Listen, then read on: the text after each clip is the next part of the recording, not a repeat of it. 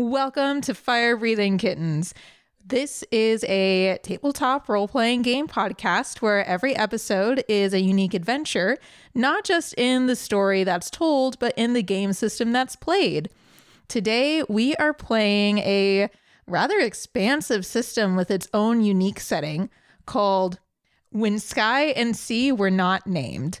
Now, this is a really unique adventure that was sent in to us by the creator, so we are playing it for the first time. We are definitely going to make mistakes, but as this is a learning experience, we'll probably get a little better as we go. But just want to get that little caveat out of the way. Today, we are going to be joined by a few characters. Let's welcome our friends today, starting with Ivy Green.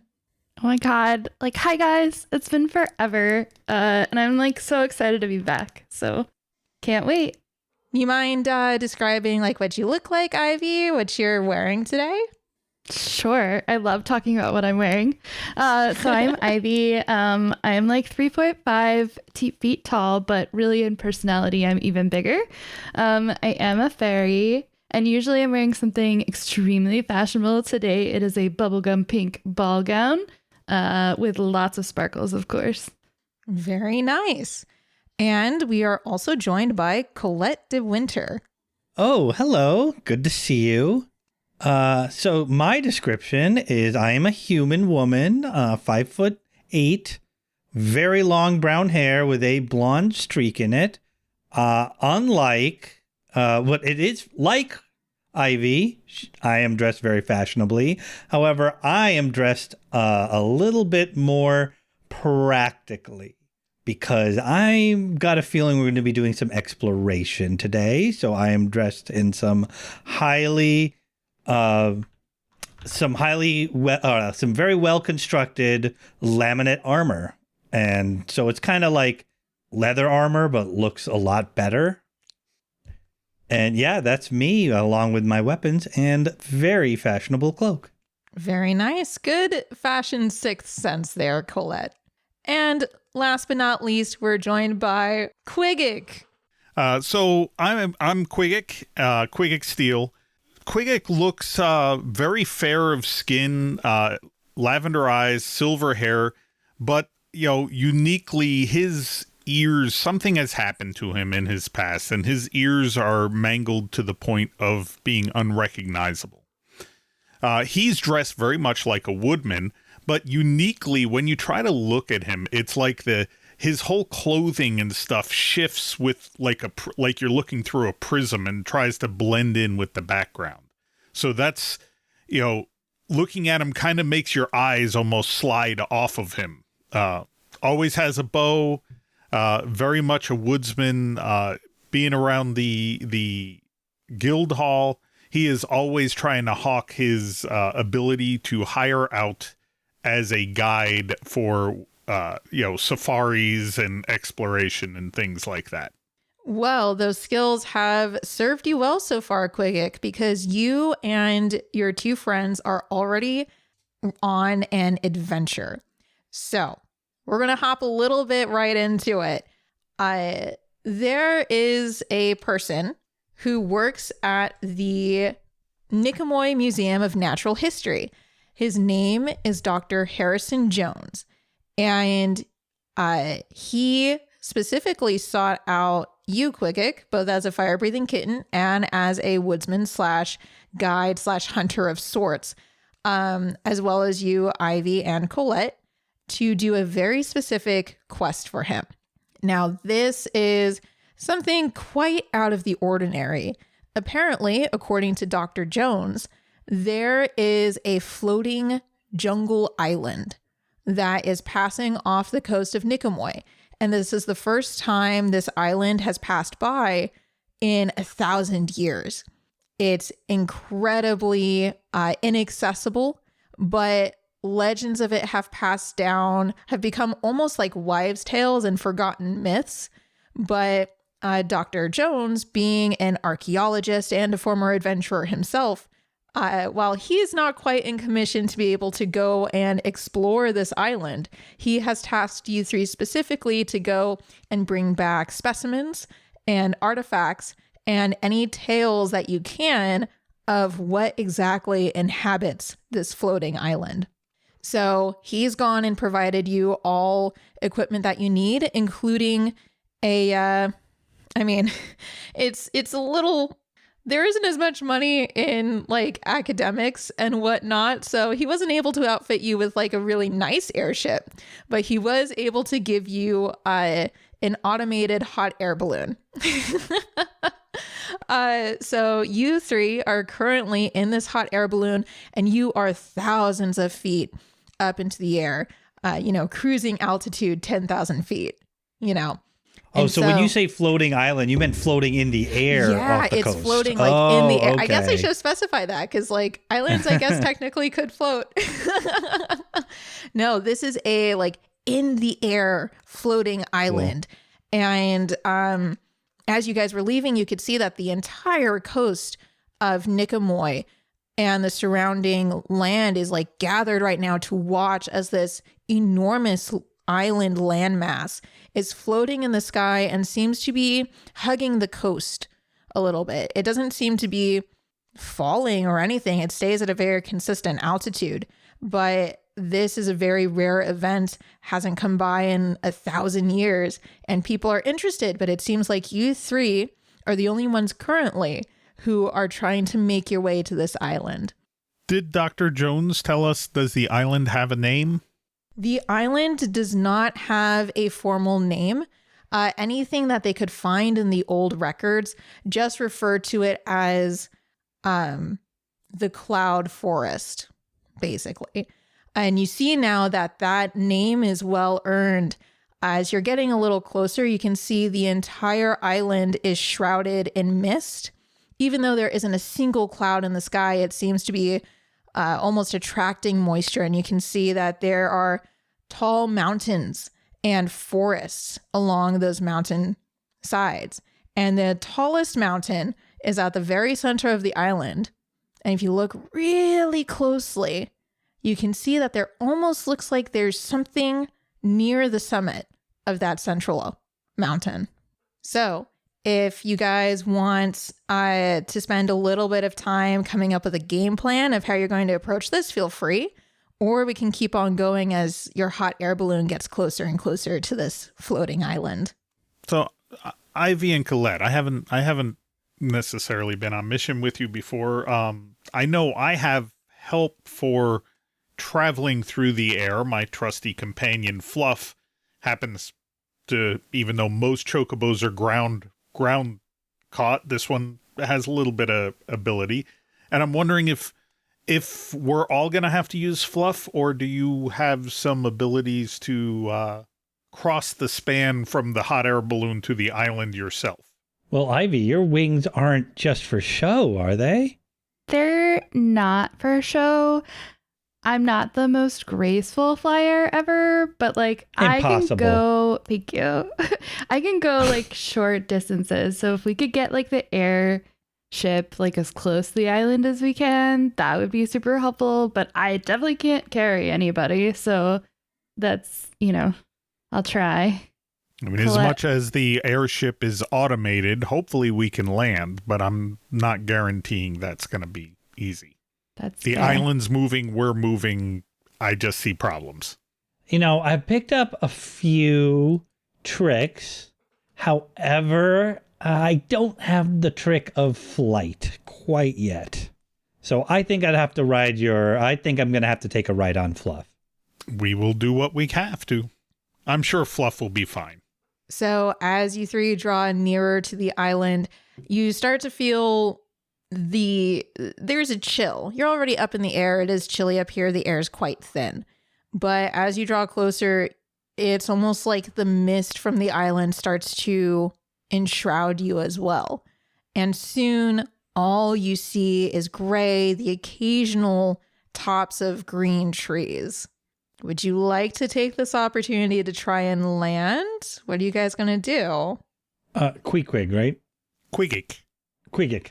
Qigiq's in control of the chocobo, so I guess he decides for Colette. Do we want to like try to find a clearing first and like go down into a clearing, or do we want to just like risk it? I think it's probably best we try to land, but everyone should be prepared. A matter of fact, Colette, if you're not real sure, I'm fairly sure that I can, if the ship were to have problems, I would have methods to hopefully protect myself. But how about let's put you right on Fluff as we're trying to land this? Very good idea. All right. So we're going to break out the first roll of the game. Let's see if you guys can maneuver this hot air balloon into a clearing. As far as I know, there are no group rolls for this. So one of you can pick who can try and maneuver the hot air balloon into a clearing. I only have a D8 in maneuver. Does anybody have a better roll? I think that's what I got too. I do. I'm looking to see if any of my lures may help me. This system relies on lures to give you different abilities. And I would propose that I could use my Leaf on the Wind ability from my riding ability, which allows me to -1 awareness. Technically, it's used to perform an evade maneuver, but I'd like to rule of cool it to use it to help land the balloon, because I don't think we have landing balloon abilities. Not quite. I will definitely take Leaf on the Wind for that. So go ahead and mark on your sheet. Your awareness stat has a -1 penalty to it. So if you were to roll awareness or someone would roll against you, that would be a -1 from you. And then go ahead and roll your die for maneuver. I threw it on the ground twice. I got a 7. Okay. So it's definitely a little shaky at first. The fog is dense and there are a lot of trees. But for a split second, you're able to see a clearing. The wind blows slightly and the mist moves enough to where you see it. And you quickly maneuver the hot air balloon down into this clearing and you land it successfully. And I didn't even need to use my cool new tricks. Very well done. Fluff is a no-trick mount. So you guys land, and as you pass down through that cloud bank layer, it doesn't lift.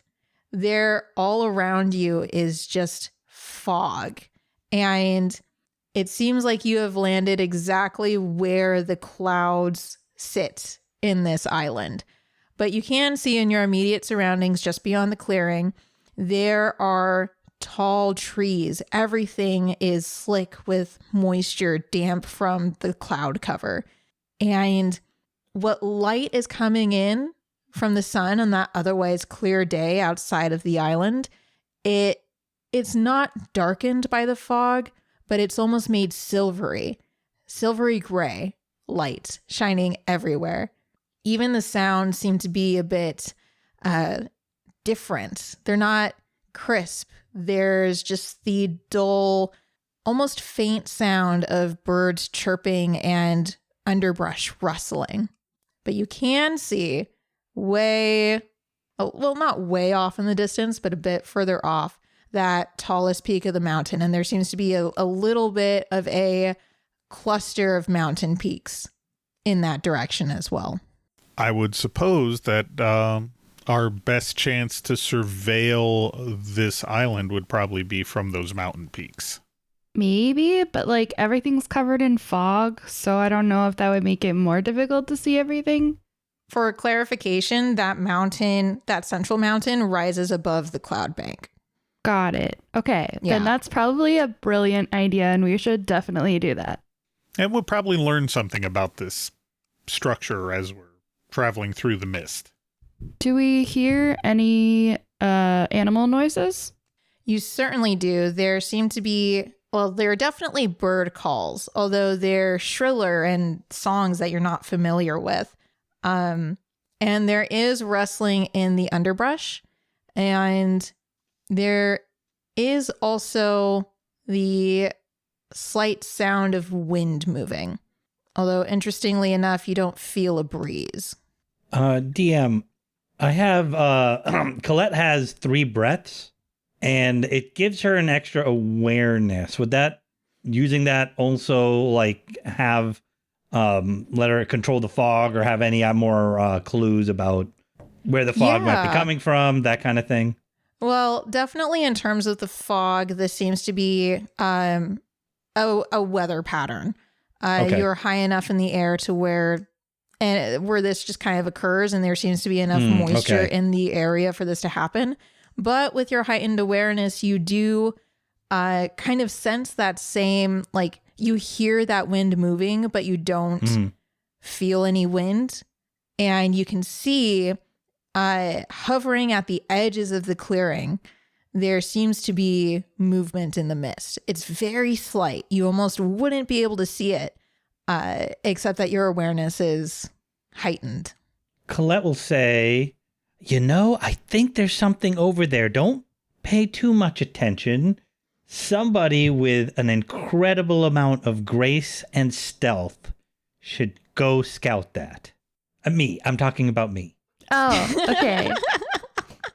That sounds like a wonderful idea. I was picturing Qigiq and Ivy both looking at each other like, is she talking about who? Is it me? Is she talking about me? I don't know.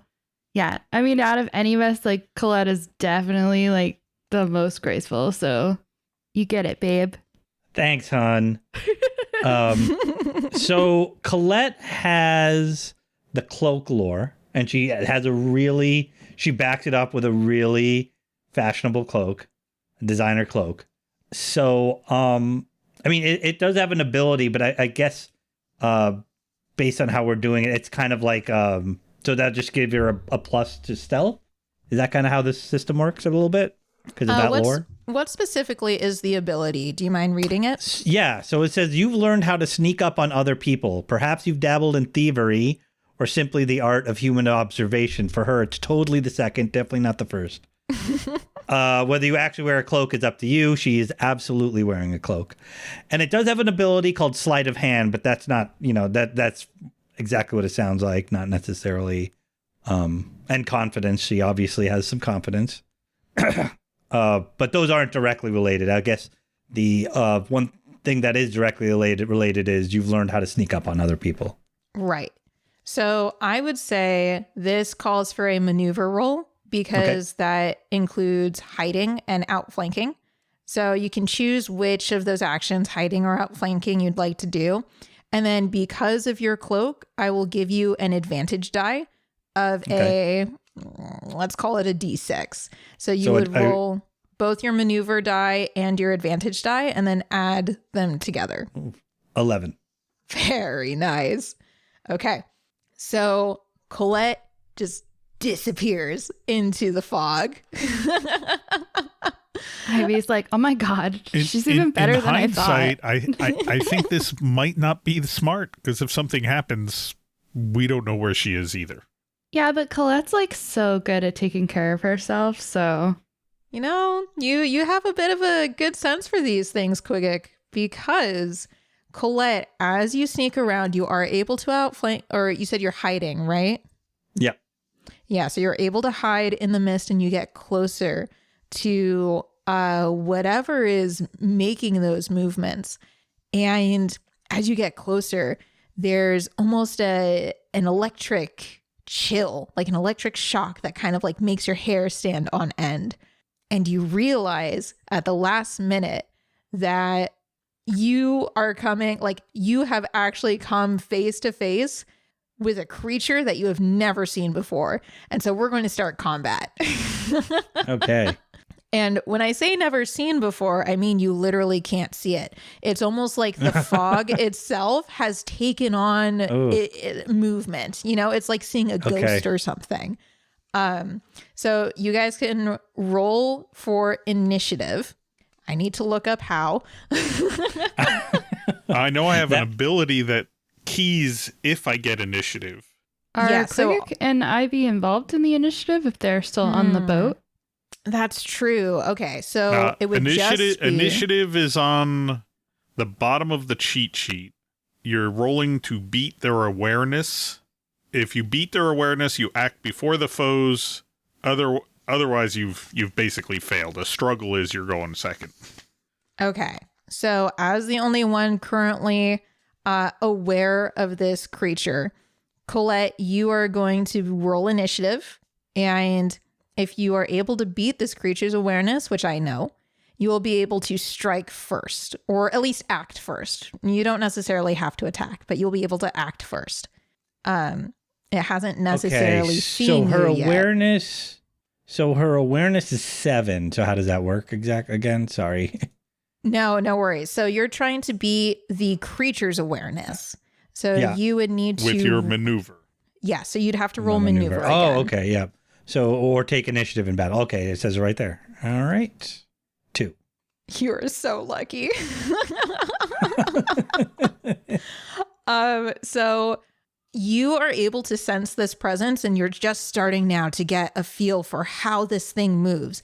And it literally passes right by your shoulder. And it doesn't seem to register that you're there, but you can feel a bit of that electric shock. It's not just getting your hairs on end now. It's like you can feel that shock. So you are first to act. Interesting. Okay. And you said it's essentially just like made of... it seems to be made of wind. Made of wind and the fog itself. Interesting. Okay. So she's a messenger in this world. So she has learned the how to call the wind. So it says you take -1 stamina and roll wind to call the wind currents of the sky sea to your command. You must come up with the phrase your character bellows to call the wind, which swirls around you in a vortex. You know what? I take that back. That is not going to be helpful. She's gonna have to. We'll pocket that for later. Okay, so Colette is. Let me ask you this, GM. Is the creature moving towards the ship? Very slowly. It seems to be kind of going around the periphery at first, almost like it's making a slow spiral from outside to inside. Okay, well, Mrs. De Winter didn't raise any fools, so she's not going to try and take this on by herself. Colette is going to try to cloak her way back to the ship, avoiding its notice. Okay. I'd say go ahead and roll another maneuver for a hiding action. With the same bonus or no? Sure, with the same bonus. And I swear, this isn't like the only action in the 10. Game. Just so far. 10 all right. Altogether. Okay, perfect. So just as suddenly as Colette disappeared, she reappears in front of both of you. So, yeah, there is some kind of fog creature that is over there. And then she'll point to where it is. I don't know if it's friendly, but I also don't know if it's not friendly. Well, all monsters are friendly when you tame them. True, and it is technically made of wind. Colette starts tapping on her chin a little bit. And I do have the ability to call the wind. So, storyteller, would that be enough for me to make a roll of some sort on my monster's lore to glean enough information from it? Yes, maybe. Go ahead and roll. This is going to be a harder challenge. I'm not even sure how to roll because, when I tame, that has a roll. That's a compel roll. Okay. This is just my, stat, and it's the basic lore says you've learned about Sky Seas monsters and even how to tame some of them, and then it gets into you start the game with, whatever, and the first ability is tame, but that's a compel roll once I get close to the monster. Okay. So I would say with the information Colette has given you, you don't have enough information yet to determine any knowledge. There are other things you could learn about it, which would then maybe open up a memory of something that you were, you might have spoken of with Dr. Jones as he was telling you about all the things you could find on this island. But as of now, you don't really have much to go on, given that Colette has only really showed you where the creature thing is and hinted that it could have something to do with wind. That's fair. So did you feel it was hostile, Colette? Or dangerous? It felt a little animalistic, so it was difficult to get too much information about it. It looks like it's, and correct me if I'm wrong, storyteller, it looked like it was patrolling, like it was checking for something. But I don't really know how wind monsters work, so maybe it was doing something else. So I suggest we stay together and move towards the mountain, and if we wind up having to conflict with it, I will try to drive it off first before we engage with something we have no idea what it is. That sounds like a very good plan. Okay. So now that you know what to look out for, I'd say you three are able to basically skirt the edges of where it's patrolling and start making your way towards the mountain. Now, in terms of exploration, I don't think there are actually any rules associated with like any mechanics or anything involved with exploration. So I'll continue expanding on the scene, I suppose. It's very different from something like D&D where it's like, roll a survival check and stuff like that to see how you do. This is much more like storytelling based. So you guys start heading off and immediately you are enclosed by the dense vegetation, undergrowth, canopy, all of it is dense and it's hard to make your way through. But you do notice as you're walking, there's the barest footpath that you can see wedged between a, basically like a mud wall. It looks like maybe part of it had fallen down in a landslide. But there's that wall on your right and then thick trees on your left. There's like this very narrow path that has been apparently just walked through so much that it's become its own footpath. Since it is so constricted, I would probably leave Fluff with the balloon because Fluff is size 3, so it is a big Fluff. Yes. I'm not sure what size means. I'm not familiar enough with the system, but the animal companion is size 3, this one, and that's pretty big, I think, because the other one's size 0. Yeah, no, this is definitely a bit too dense of jungle for Fluff to get through comfortably. Like, you'd have to carve a path, and you guys are going through this, exploring on your own anyway. So eventually you follow the path and you start to hear the sound of a river running, and it sounds very fast moving. After a few minutes, you do see that the path ends and there is a steep bank and there's a river, a fast running river with some rocks, but not too many that go across it. This river is about, so this game uses spans as a unit of measurement. It's very iffy. It's like 20 to 40 yards or something like that. So I'm going to say this river is rather large and it's 2 spans. So you would have to, if you want to keep going on this path towards the mountain, you have to find a way to cross the river, or you could always go a different direction. But there is this large, fast-moving river. It's hard to tell how deep it is. That is now in your way. Do the trees span the river? Does the canopy span the river, or is there a break in the canopy? There's a break in the canopy. I'd say that like the canopy on either side probably reach a quarter of the way, so that middle section of the river is uncovered. There's at least a span or 2. Yes. Yeah. Let's call it a span in the middle of uncovered river. Okay. The system might need to recheck its definition of span because the span is only 9 inches long. So this river is extremely short. I was like, I know how much across it. Yeah, I know how much a span is, and my brain was like, that's really short. But okay, it is. I believe they took a lot of liberty with span because span is like you're close, and then 1 span is like bow range, 2 spans is like extreme range for a bow, 3 is too far for a bow.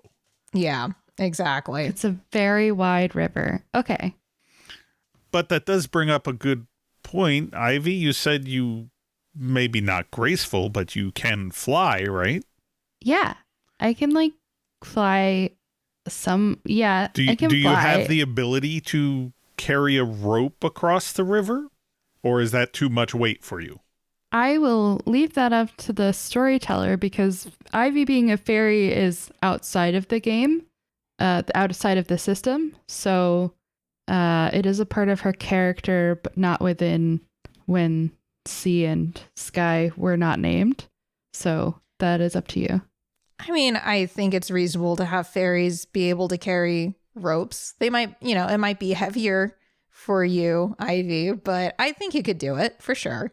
Okay, great. I will say, you'll probably need 2 or 3 ropes to comfortably cover this span. Fair. Little ropes. Yes. Or like Lots thread, of little, really. yeah, just a thread or two. Yeah, I can like totally carry something across. Do you have a rope? Because I didn't bring one. Based on, character, I have at least one rope. Does no one carry ropes? We could. I didn't. Well, it didn't have rope as an item. Did that come like part of basic supplies? Normally, Yeah, it's basic supplies. Storytelling? I'm assuming I think it would be adventuring gear we appropriate. have. Yeah. Okay, so then Colette would have one too. Yeah. We'll But say that. maybe more importantly is, I mean, that was just me thinking, if we had something to tether us, we could probably get across. But maybe that's not the smartest idea anyway. We could probably follow this river upstream, and rivers tend to get more narrow the closer to the source you get. But isn't it like really weird that there's a river on a floating island anyways? Are you saying there's something normal about a floating island? I don't know. Do you have a lot of floating islands where you're from? Because we don't have a lot of those where I'm from. So I'm not well versed in the terrain of a floating island. I'm still come to amazed think it of it, didn't me fall neither. out of the sky when we landed. That's true. Yeah, so like we could go up the river and go look for it to be thinner, or I could tie that rope to a tree and then like fly it across and tie it to another tree, and then you two could shimmy across, or you could Sounds swim like- for it. I'm fairly sure I could swim me across. I might even be able to swim. Colette, how are you on athletic things? Well, I've never swam a river, but I do have some. I can ride the wind. Okay, so hold on. Sorry, before I say that. Storyteller, it says the wind propels you. This is one of the messenger abilities. Similar to Call Wind. If you ride wind, as an action, you leap 1 height into the air. I think it looks like it's vertical. Never mind. I guess I could jump, but I don't think it's going to jump 2 to 3 spans, I guess. So she's going to say, well, I'm not the most athletic person in the world, but I think I could handle climbing with a rope. Swim, I don't know, maybe. It will be very tiring. How fast is the river going? Huh. Like, I can see it in my mind, but I don't know words. I'd say you can clearly tell the current is fast. Even for as big of a river as this, you can literally see the ripples of the current as it's moving. So someone who is very good, like very powerful at swimming, will probably still be carried by the current, but they can make their way over fast enough to where they won't be too far from where they started, if that makes sense. Got it. Colette is not super. So what would athletics be? Stamina, probably? I think, yeah, stamina. It seems like the action would be brace, kind of, because that's supposed to be for acts of strength and determination. And crossing a river definitely seems like that to me. And you might expend stamina to do it. Yes, exactly. Would the rope thing be easier? It sounds like it would be easier. Seems like it would be. She says unconvincingly. I'm not here to give you answers. I'm here to give you consequences. We could. I think we should. Colette. Well, let me say this. Colette says, "I think that's a good idea, Qigiq. Let's go up a little further and see if this place narrows down, because I might find that difficult."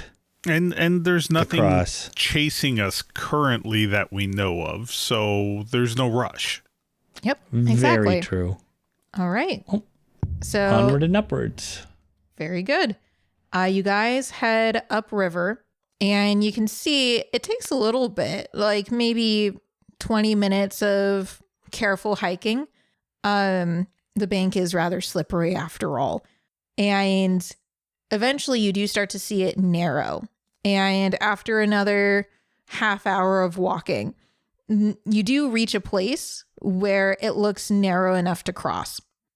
And interestingly enough, there also seems to be a very crude makeshift rope bridge across this span of the river. So now instead of being 2 spans, it is now 1 span, and there's a bridge across.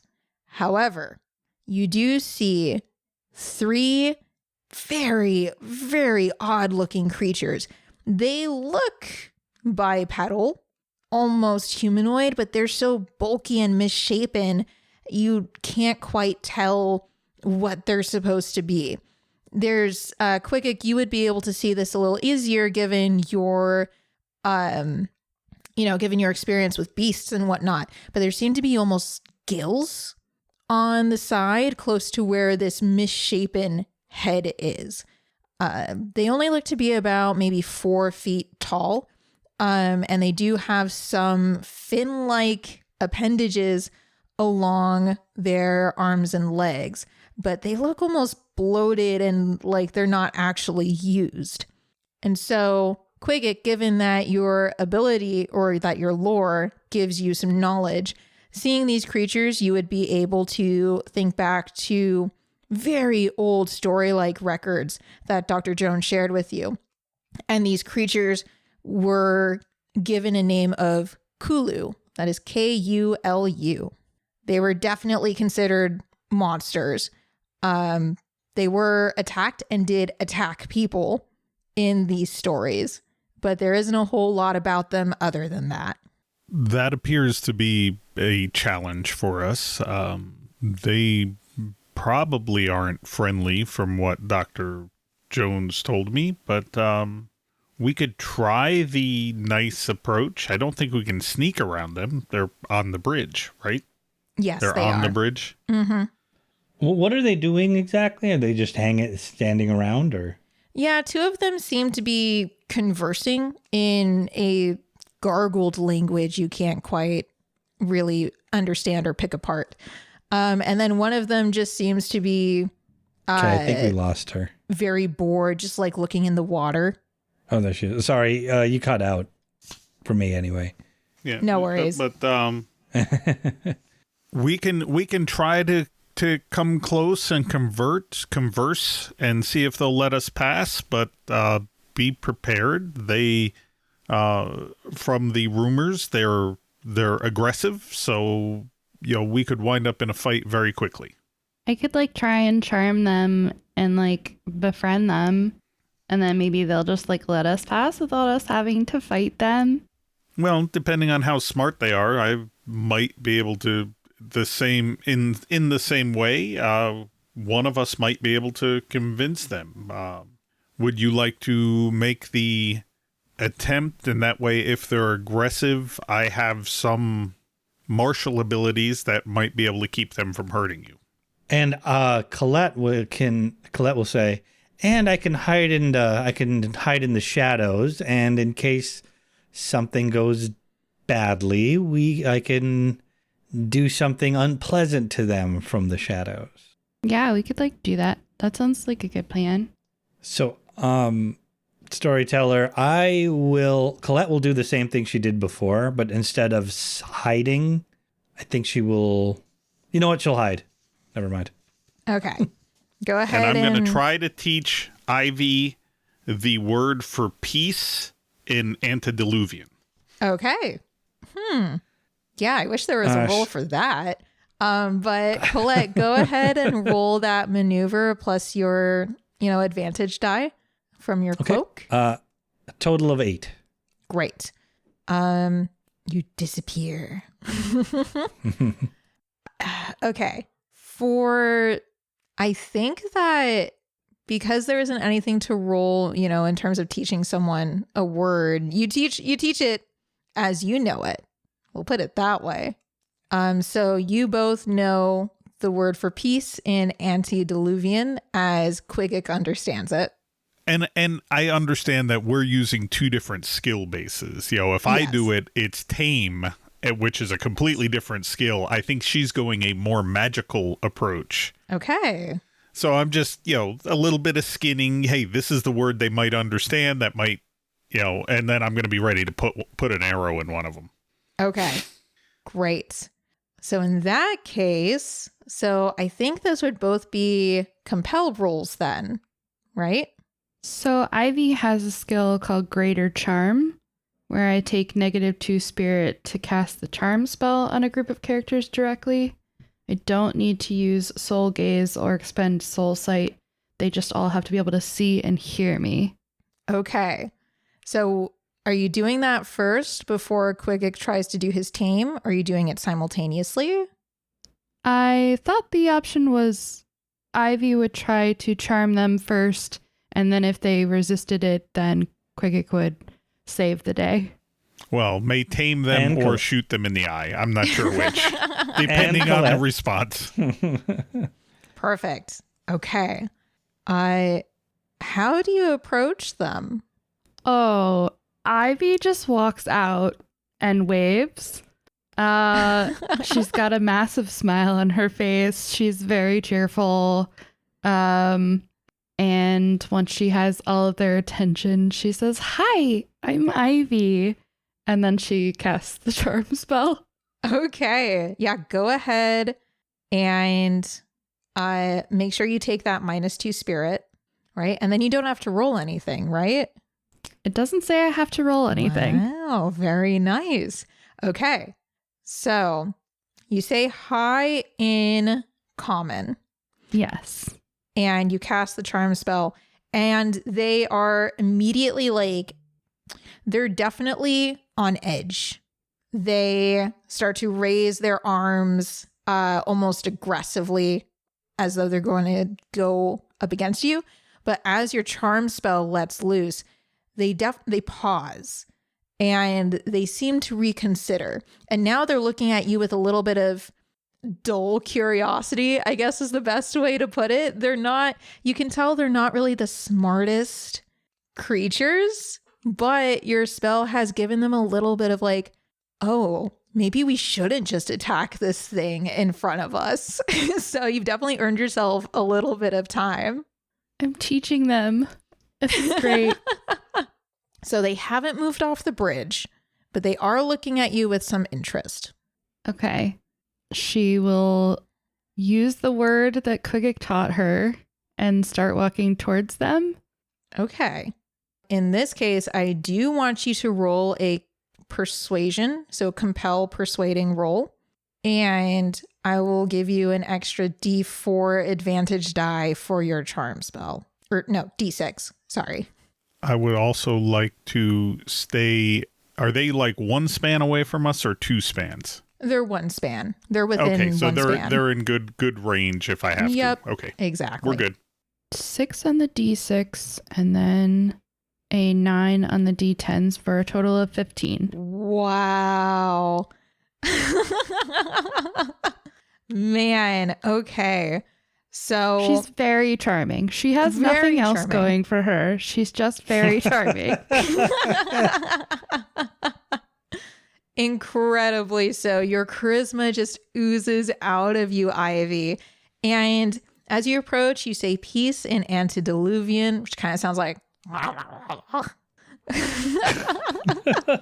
that tracks. And they immediately break out in large smiles. And it's a little creepy, not gonna lie. Their bulbous faces already look engorged and now it just looks overly bloated. But they are clearly like, they don't see you as a friend, but they see you as incredibly interesting and almost like, wow, look at this cool thing, this cool person that's here right now. So they're almost like, there's like a word I'm trying to use and it's not working, but Enthralled. Yes, exactly. Or Thank she you, Taylor Colette. Swifted him. Basically, yeah. Like right now, Ivy, you are the biggest, brightest, best thing they have ever seen. And they just clear the way for you. And you're able to, like, they're following you now at this point. You've got some fanboys or something. Ivy has an entourage. Yeah. That tracks. Colette will come out of the shadows and just casually follow along. As you two follow along, the Kulu, like all three Kulu, turn to you and start being aggressive. And then Colette quickly points to Ivy. Oh, Ivy will like, no, like. Qigiq says, we're with her in Antediluvian. Okay, very nice. And so they immediately calm down, their eyes brighten, and they start speaking Antediluvian. Qigiq, you understand them to say, oh, are you big fans of her too? She's so cool and so pretty. I point to Colette and I say, makeup artist, production manager.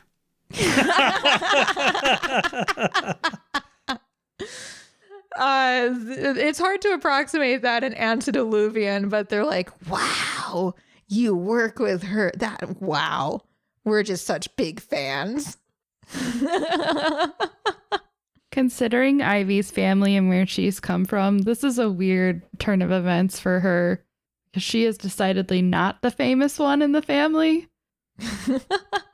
Well, this is what this feels like. So these three Kulu are now just hanging around, but you guys have successfully crossed the river and you can still see the mountain in the distance. How much time has passed? Like, oh, wait, if we're above the clouds, is there a nighttime? No, there is. So yeah. what's the time of day, give or take? I'd say it's probably been about 2 hours since you guys landed. Okay. Yeah, there's been a lot of it's a lot of slow travel given the muddy terrain and the density of the vegetation. And the lack of oxygen, less oxygen. That's true. Yes. You guys are good adventurers, but you are rather out of breath in this environment. So we can keep going without a full rest yet. Yes, I'd say so. Okay. Given that I think one or two of you have penalties, you could rest if you would like, but it's up to you. Qigiq is still very fresh compared to, it's not been a hard day so far. Yeah, Ivy's Colette, good. Colette will keep going, yeah. Okay. So you guys continue to make your way through, and the Kulu actually end up helping you a little bit as you find some really dense underbrush that you can't get through. They actually bring you in a different direction. They urge you to follow them. And you actually see a very well-trodden, wide path that can fit 2 people abreast down it. And it winds its way through the jungle. And they very excitedly show Ivy, and, I guess you guys too, over through this path. We're used to being second fiddle. We got it. Yeah. Exactly. And so it's actually an easier journey than you would have expected. You are almost to the base of the mountain when suddenly the 3 Kulu all stop, and one of them puts a protective arm out so that Ivy doesn't go past. And they all start speaking very cautiously. Qigiq, you understand that they're saying there's danger. Like there's a creature around here that could be dangerous. And they can't avoid it because it's on the path directly to them, and you guys can't travel in the undergrowth. So I'm giving you guys, you can roll initiative if you would like, so you can take first action because you have this forewarning. Do we see the dangerous creature? Yeah, so Qigiq, I'd say you're able to see it start to come down the path, and it almost like it's coming down from the canopy, slithering, and it's like, it looks almost like an octopus, but it's covered in all kinds of mismatching pieces of armor. So it's got a shield on one part, it's got a breastplate on another, weird looking helmet on some other part of it.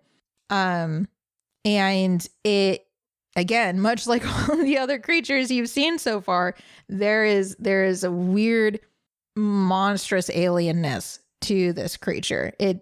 It's basically just like a big gray octopus, but without the head, if that makes sense. As much sense as any monster in here does. Yeah, exactly. So yeah, Qigiq would definitely try to take initiative here. You know, I don't think we're not gonna talk our way past the half armored squid monster. Probably not. Can Ivy convince the Kulu to go back so that they don't get hurt? You Would know it what? take I'll that much actually, convincing? yeah, I'll actually have you roll a persuade roll for that because they are so keen on protecting you. Oh, cool. Oh. Okay, so a D10. Mm-hmm. That's a 4. So there, so I think, so this falls in the struggle range. So there's failure, struggle, and success for rolling in this game. Struggle, there's usually a consequence of some sort if you want it to succeed. And normally that comes in the form of a penalty. So what I'll say is if you feel very strongly and want them to go back, I'm going to say you'd have to take a -1 in awareness because you're concerned about their safety and you want to make sure they're okay.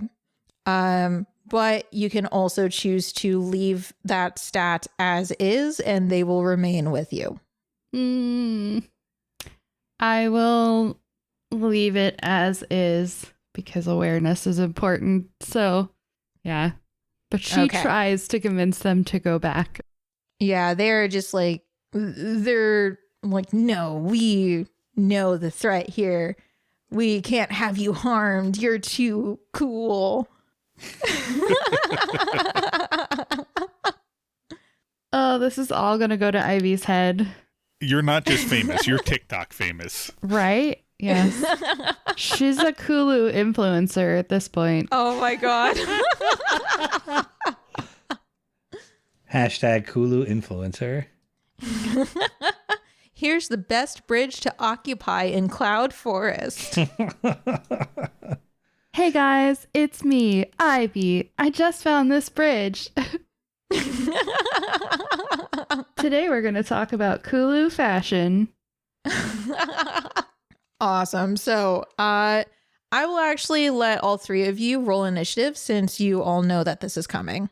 Okay, so I do have an ability that's going to come in here called Deafness, which gives me +1 to any maneuver die calculations. Ooh, okay. Which gives me a modified 10. Very Colette nice. Colette gets a 6. Okay. Which dice is our initiative again? Your maneuver. Maneuver. Thank you. That is an 8. Great. So if I'm Now we find out it has an awareness of 20. Right? No, so it's not super aware, which is great for you guys. So you all can take that first action against it. And so the way this, the way combat works is that the player group goes first and then the creature or NPC group, whatever it is, goes next. And you just switch between the two. But because you rolled initiative that is higher than the creature's awareness, you guys basically have like first action and then you can go again, I think. We'll just roll it like that because that makes sense. You're assuming we need a second action. That's true. So Does Qigiq go first? Since he got the highest initiative. Nope. I don't think it works like that. I think it's just, Kinda the consensus? sides go. Yeah, Okay. consensus. So you guys decide amongst yourselves like what you would do. I imagine this is really good opportunity for like any collaborative actions as well. So setups could probably be good. That's kind of the nice thing about not strictly initiative combats is you can be a little more creative in the teamwork aspect. Yeah. So I have a whole lot of things that are going to stack with this first bow shot because I have initiative. It would probably take one of us out in one shot, but I don't know if I'll take a monster out. Let's give it a try. Do you want me to shoot first? Actually, if you don't mind, Ivy needs to cast Soul Gaze to get Soul Sight so she can cast her spells on it, and then some of those spells are protective spells for you guys if you attack. That sounds fantastic. Great. So I take -1 awareness and I roll Compel to gaze into the character's soul. Okay. It has a little bit of soul. It has a little bit of soul. Awesome. I will roll my d10. So I get 7. So I have 7 soul sight now. And once I cast that, I can immediately use an Arbiter spell as a free action. I also learned that character's ideals and mental stats. Okay.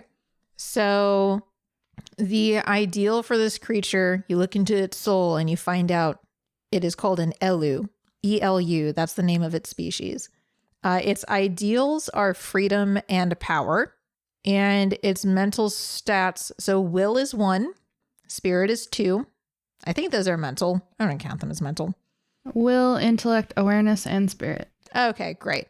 So will is 1, spirit is 2, intellect is 1, and awareness is 1.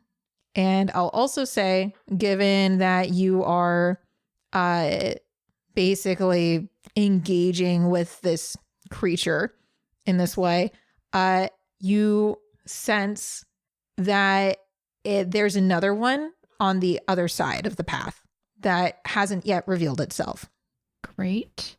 Then she will cast Protective Gaze. If the target of my soul gaze attacks one of my allies, I can expend Soul Sight as a reaction to inflict a penalty on their roll.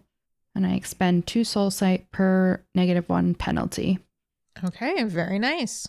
And she will say, oh my god, guys, there's like another one over there. And she'll like point.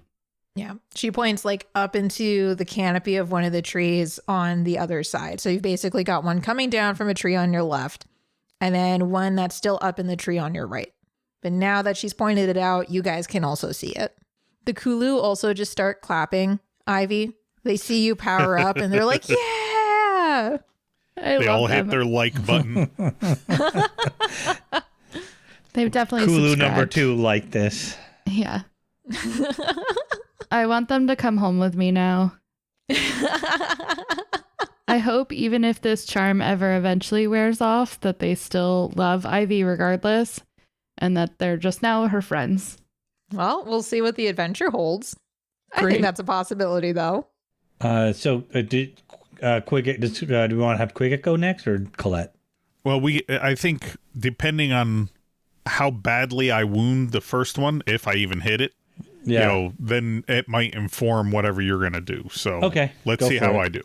All right, storyteller. So I have a lot of things that pile up together when so I have I forget what they're abilities. I have an ability called First Blood. If I successfully take initiative, I add my will to the first attack or maneuver I make. Wow. So I have that coming in. Then I'm also going to use aim, and you can take aim multiple times, and I can -1 guard or awareness to take a +1 bonus to a bow attack. So I'm going to take 2 off my guard and 1 off my awareness, giving me a +3. So I'm up to +5. Okay. Then I'm going to take a called shot and go -4, giving me net to a +1. And if I hit, I will double the lethal damage I do. Oh my God. Okay. So Wow. we will see if I hit, because I got to hit naturally That's with true. a +1. That's and true. then provided I have a success, then that's going to add 3 to the result. And then when we figure out lethal, it'll be doubled. Yeah. Because we got to factor in the guard and anything else, Right. too. I don't know what its guard or abilities are, but, you know, like I said, a normal person probably dead with an arrow in their eye. Probably. I rolled a 9, +1 is a 10. Oh my gosh. Did I succeed to his guard? Yes, you did. You did surpass its guard. Okay. So then that 10 will turn into a 13. Okay.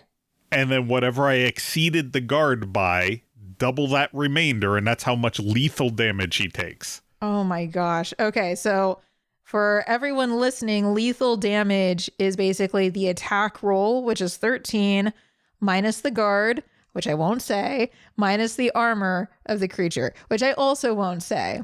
But suffice it to say, you did quite a bit of damage. It immediately falls from the tree dead.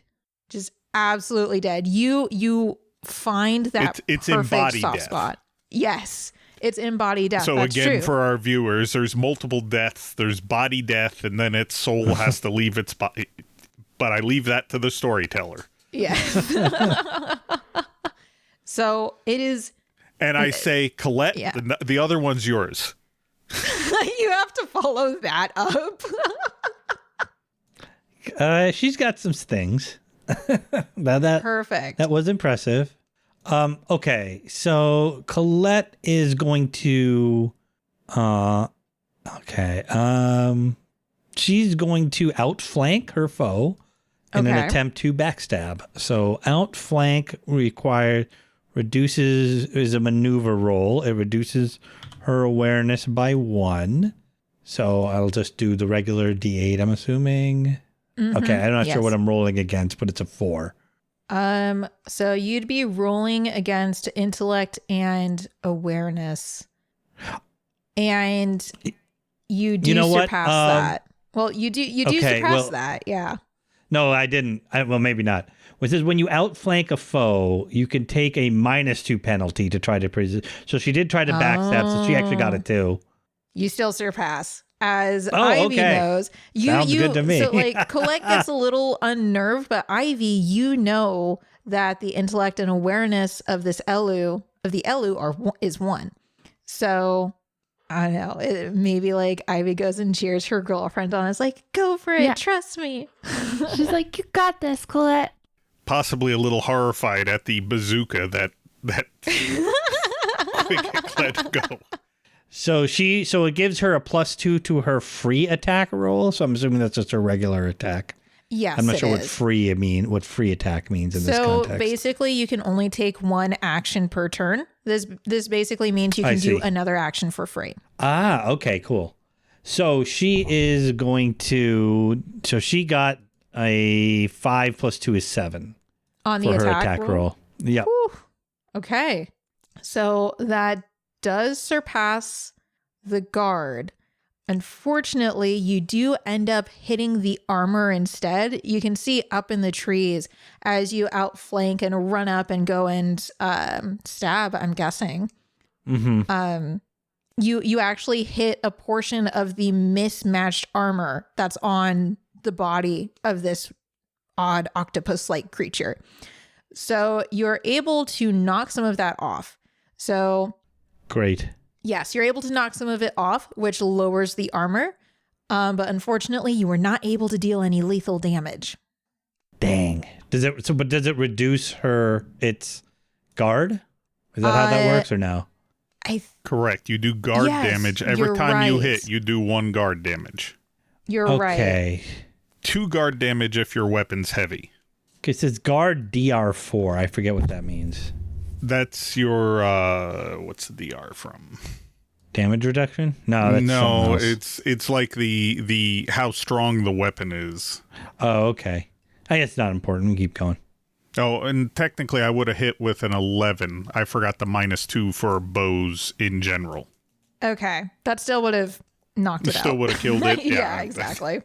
Yeah, you're starting to understand as you've observed these things, they're not really very strong. What they are is they have a lot of this armor on them that prevents them from getting hit. So they're just heavily armored. But if you can get a hit in, you're likely to knock it down. Okay, so I want to make sure I'm double checking the rules for initiative correctly, because I said that you guys would get 2 turns in a row, but I do just want to make sure that's actually how the combat works. But this is a 300-page rule book, and I can't find it right away. So that's what we're going to go with. Sorry, creator. You can let us know in the comments or in a review what page it was. So here's what we're going to do. You guys can get another round before the Elu gets to go. You are correct. I'm looking at turn order. It says when players enter combat or another tense situation, follow this sequence. First round, the heroes with successful initiative rolls take turns in any order. 2, it's slightly off. So 2, foe round. The foe takes all turns in any order. Then the hero round, then repeat. So we do get this first round action, then the foes go, then we kind of go into a normal thing. But normally the foes go first when the top of the order. I see. Okay, well, and then you repeat Colette. from foe. We only get the extra the first round. Yeah. So it's hero, foe, hero, it foe. should get a turn. Right. Gotcha. Thank you for looking that up. I was like, initiative's kind of overpowered if that's how it goes. and with we'll talk about it later, but like the website's a little bit easier to navigate than the PDF.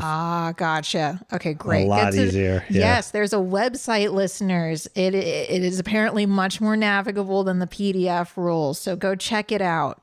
Okay, so the Elu is going to attack. Colette, you are the closest one, so it's going to swing right for you. So this one of its heavily armored tentacles swings right for you, and there is a rusted shield and some very spiky leg greaves headed towards you.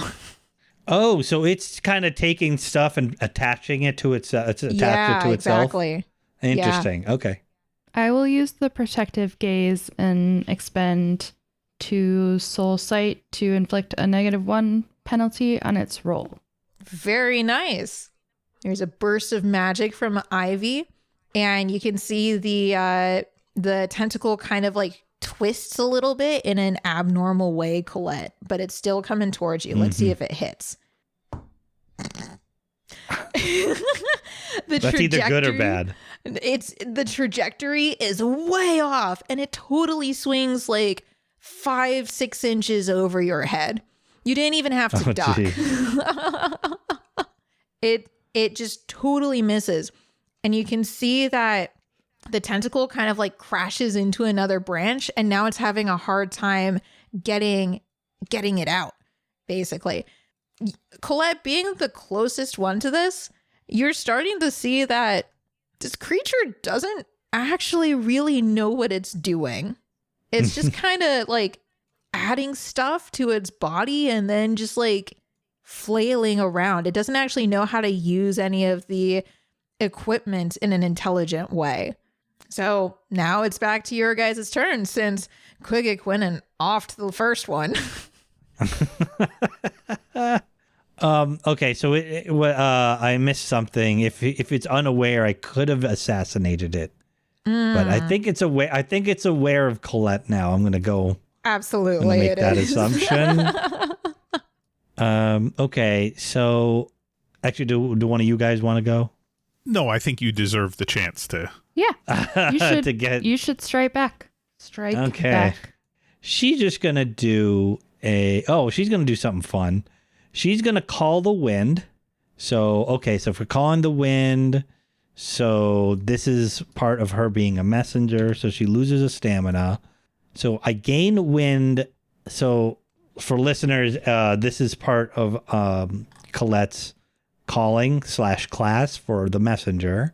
So I roll wind and call the currents down. Okay. So the wind propels you as an action. You can take a free non-magical. Sorry.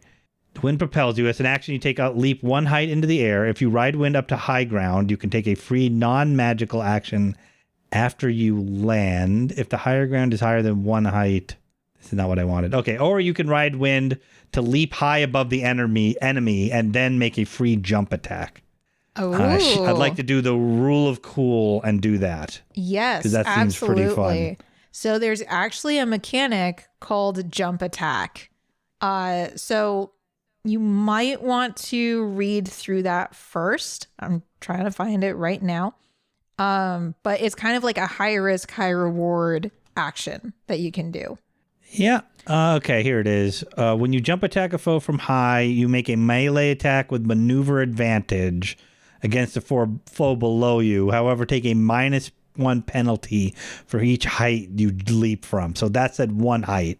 So it's going to be -1. Yes. Okay, so it's just going to be a regular attack it's going to be a maneuver attack with advantage, which is D6, correct? It says a maneuver attack with advantage. Yes. Or yeah. a melee attack with maneuver advantage. Okay, so in that case, you would roll your attack die because it's a melee attack with maneuver advantage, and that means you would roll your maneuver die and then add those two numbers together. Oh, I thought you took whichever one was higher. No, so advantage, I think, yes, you're right.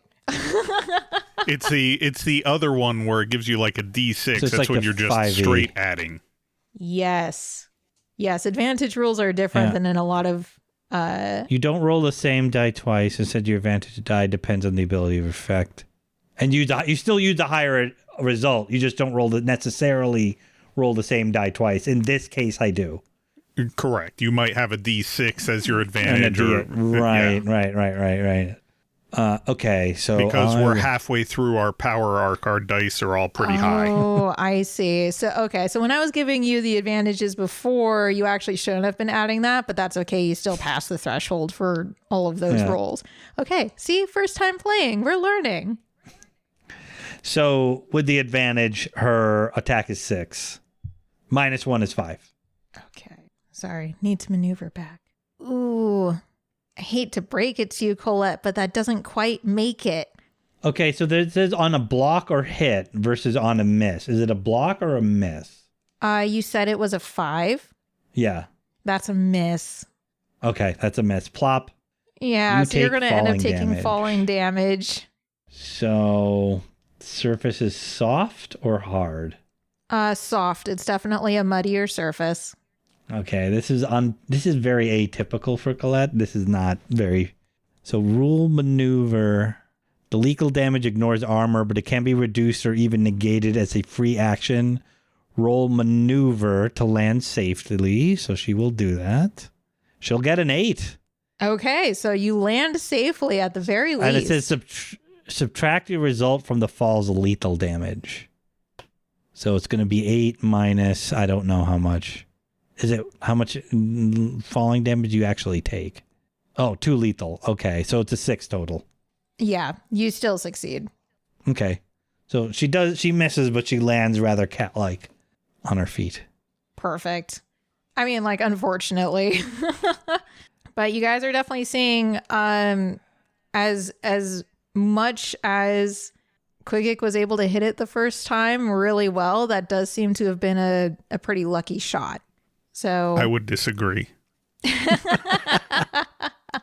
I spent a lot of resources to get that shot. That's fair. That's fair. It was a very skillful shot.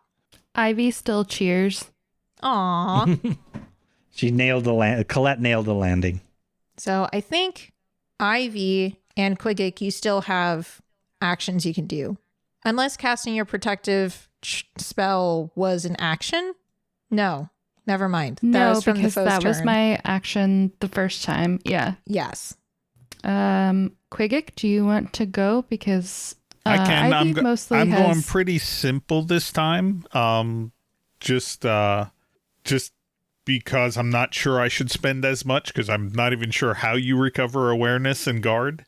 I can find how you recover everything else, but awareness and guard, I haven't found it yet. My assumption is that you recover everything with a rest, but I'm not sure. That is not true. You recover spirit and stamina with a rest. The guard and awareness is not in that paragraph. Interesting. I'm working on it. Okay. So I'm just going to take a normal shot. So I'm -2 because it's a ranged attack. Mm-hmm. So rolling my attack die. 6 -2 is a 4. I probably maybe do some guard damage if I'm lucky. Yes, you're able to do some guard damage. So just one guard damage. Yeah. So Colette was able to do a little bit of guard damage too. So it slowly makes it easier to hit it. So it's okay. So you had a 4, correct? A 4 after my -2, yes. So provided I exceeded its agility, I'll do guard. If I didn't exceed the agility, I don't do anything. Yeah. Oh man, I miscalculated. Colette, you should have been able to hit actually last round because I forgot that it took a -1 guard when you hit it the first time. Oh, nice. So yes, your 5 would have hit. Okay, so let's back that up a little bit. Apologies. First time playing. Okay, something cool happens with that jump attack though. Sorry, now I have to find that again. Okay, so on a block or hit, add +3 per height plus your strength to your attack result. Yes. This attack also inflicts additional guard damage equal to the number of heights. So in both of those cases, that's 1, and her strength is 1. So it's going to be +4 to the attack result if it got a hit, and then deal an additional guard damage. Okay.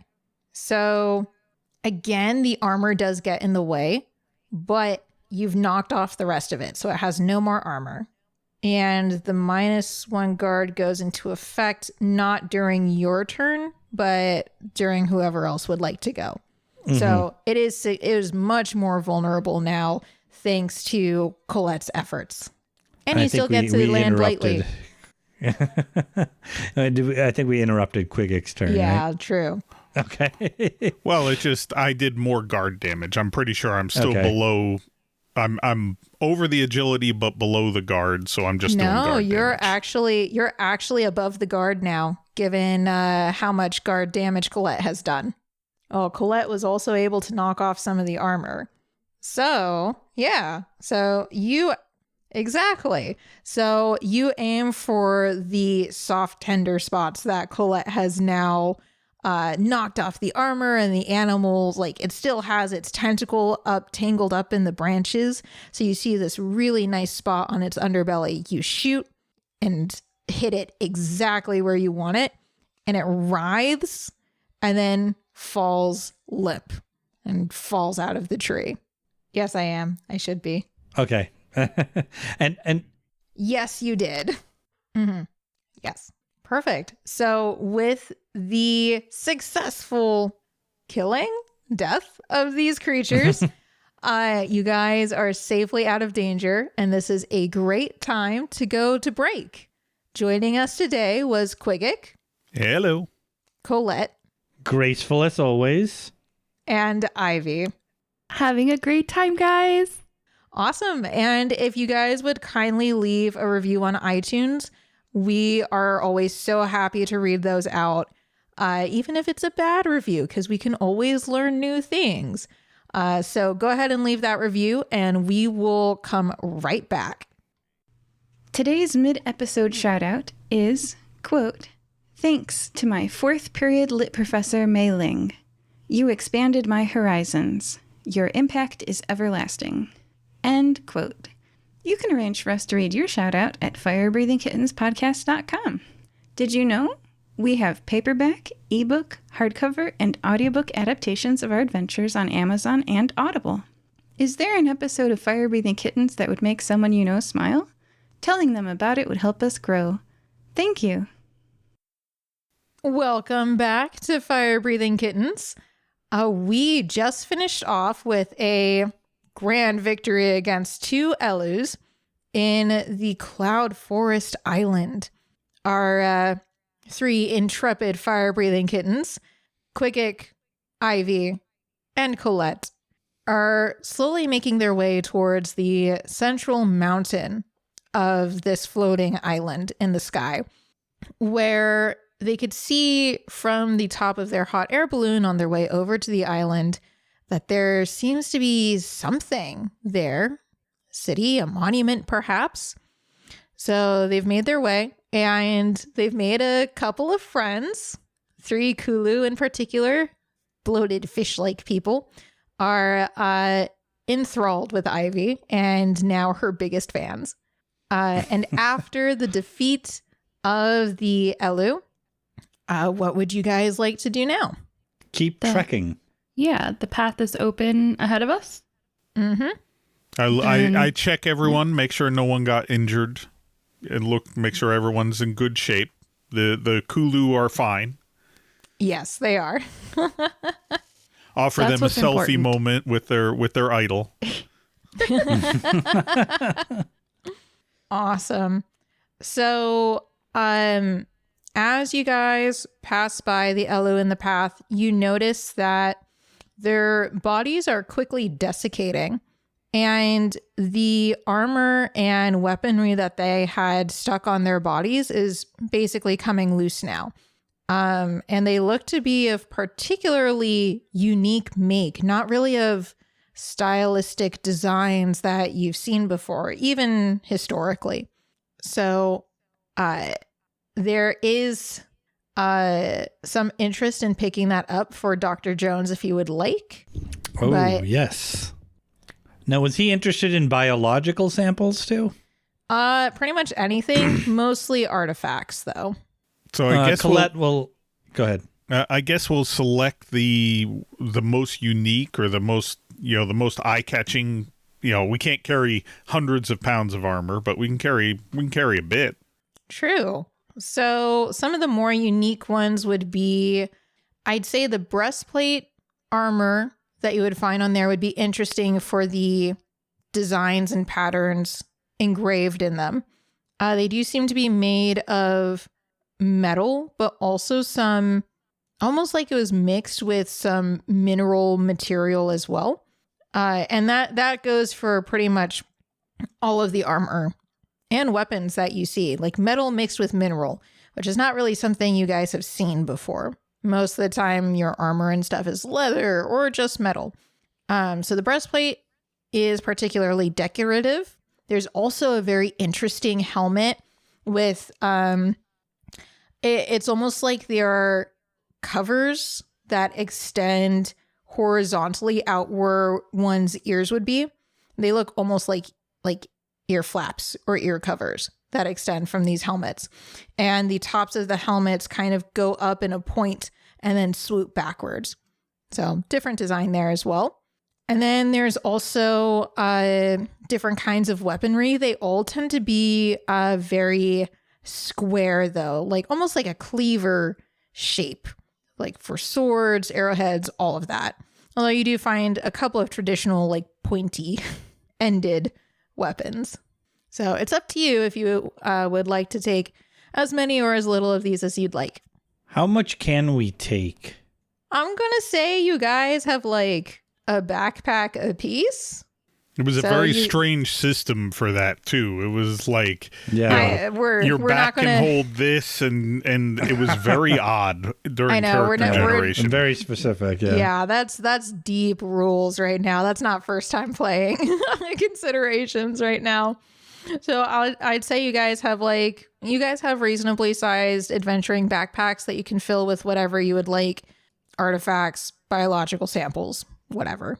Keeping in her Firebreathing Kittens missions parameters, she's going to be a little bit gruesome. Colette will cut off a few pieces of the elu and things that she doesn't think will start to rot, and then she'll add those to her backpack along with some of the lighter parts of the armor and weapons.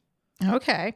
So you're able to take a bit of the desiccated tentacle from one of them, and from Qigiq's last shot that was in like the soft underbelly, you're able to kind of expand that and kind of see like the monster guts inside.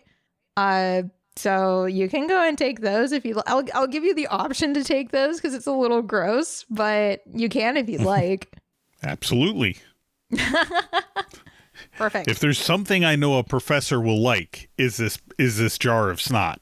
That's definitely true.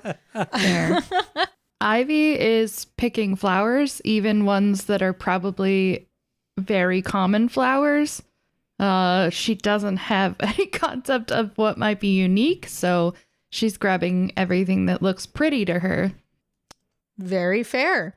You do find a couple that look similar to what you've seen before, but oddly enough, it's almost like they seem to be variations of common flowers that you've seen. So like, orchids, mosses, flowering mosses. It's like, well, we don't normally have flowering mosses back on Nicomoy, but I mean, these mosses have like nice little white flowers, The orchids are, they have much brighter colors than you're used to seeing.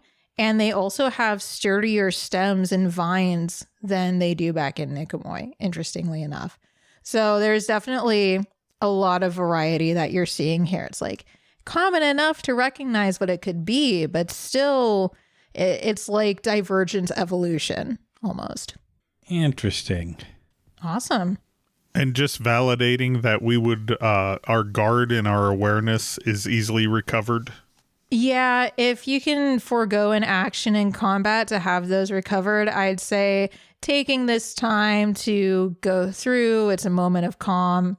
I'd say you could probably recover all of the guard and awareness that was lost in the first part of this episode. Does that include spirit? That would be if you wanted to take a full hour's rest. Okay, gotcha. Look at Ivy. Do you need time? Do you need the rest, or are you okay? I can make it for a little while longer, but like if we do more than one of those battles again, then I'll probably need to take like a rest. Let's hope for no battles. We don't like to take risk. Yeah. Well, you're going to be fresh out of luck if that's what you want. Did the fishmen start speaking? Is this the Kulu? Or is this a new voice? Like, yeah, so the Kulu's mouth is open as though it has spoken, but its mouth didn't move to say those things. And you can see its tongue is like kind of reaching outward and says, "Do you really think you're going to get out of here without fighting any more creatures?" I'm assuming it's saying this in common. Yes, it is. Okay. She looks at that. Colette's going to say, "And who are you exactly? And how are you communicating like this?" "I am a fast learner, but my name is Sophie. I'm an Isopu. Hello." Hello? Colette looks very confused. And the Kulu's like the Kulu that this Isopu, it looks like the Kulu's tongue, this creature. And the Kulu's just standing there, mouth open, just like, okay. Qigiq, you would recognize this from your lore, that Isopu are parasites that kind of take the place of tongues within Kulus. And they're actually intelligent enough to learn speech and to speak for themselves. They just use the Kulu as hosts to live in. And both the Kulu and the Isopu just kind of chill. And so the Isopu... Mm-hmm. Sorry, go ahead. Sorry. No, I was just going to say the Isopu ends up kind of like extending a little bit further out of the mouth and rearing upward. So now it's almost like there is a little head that you can see now with very narrow eyes,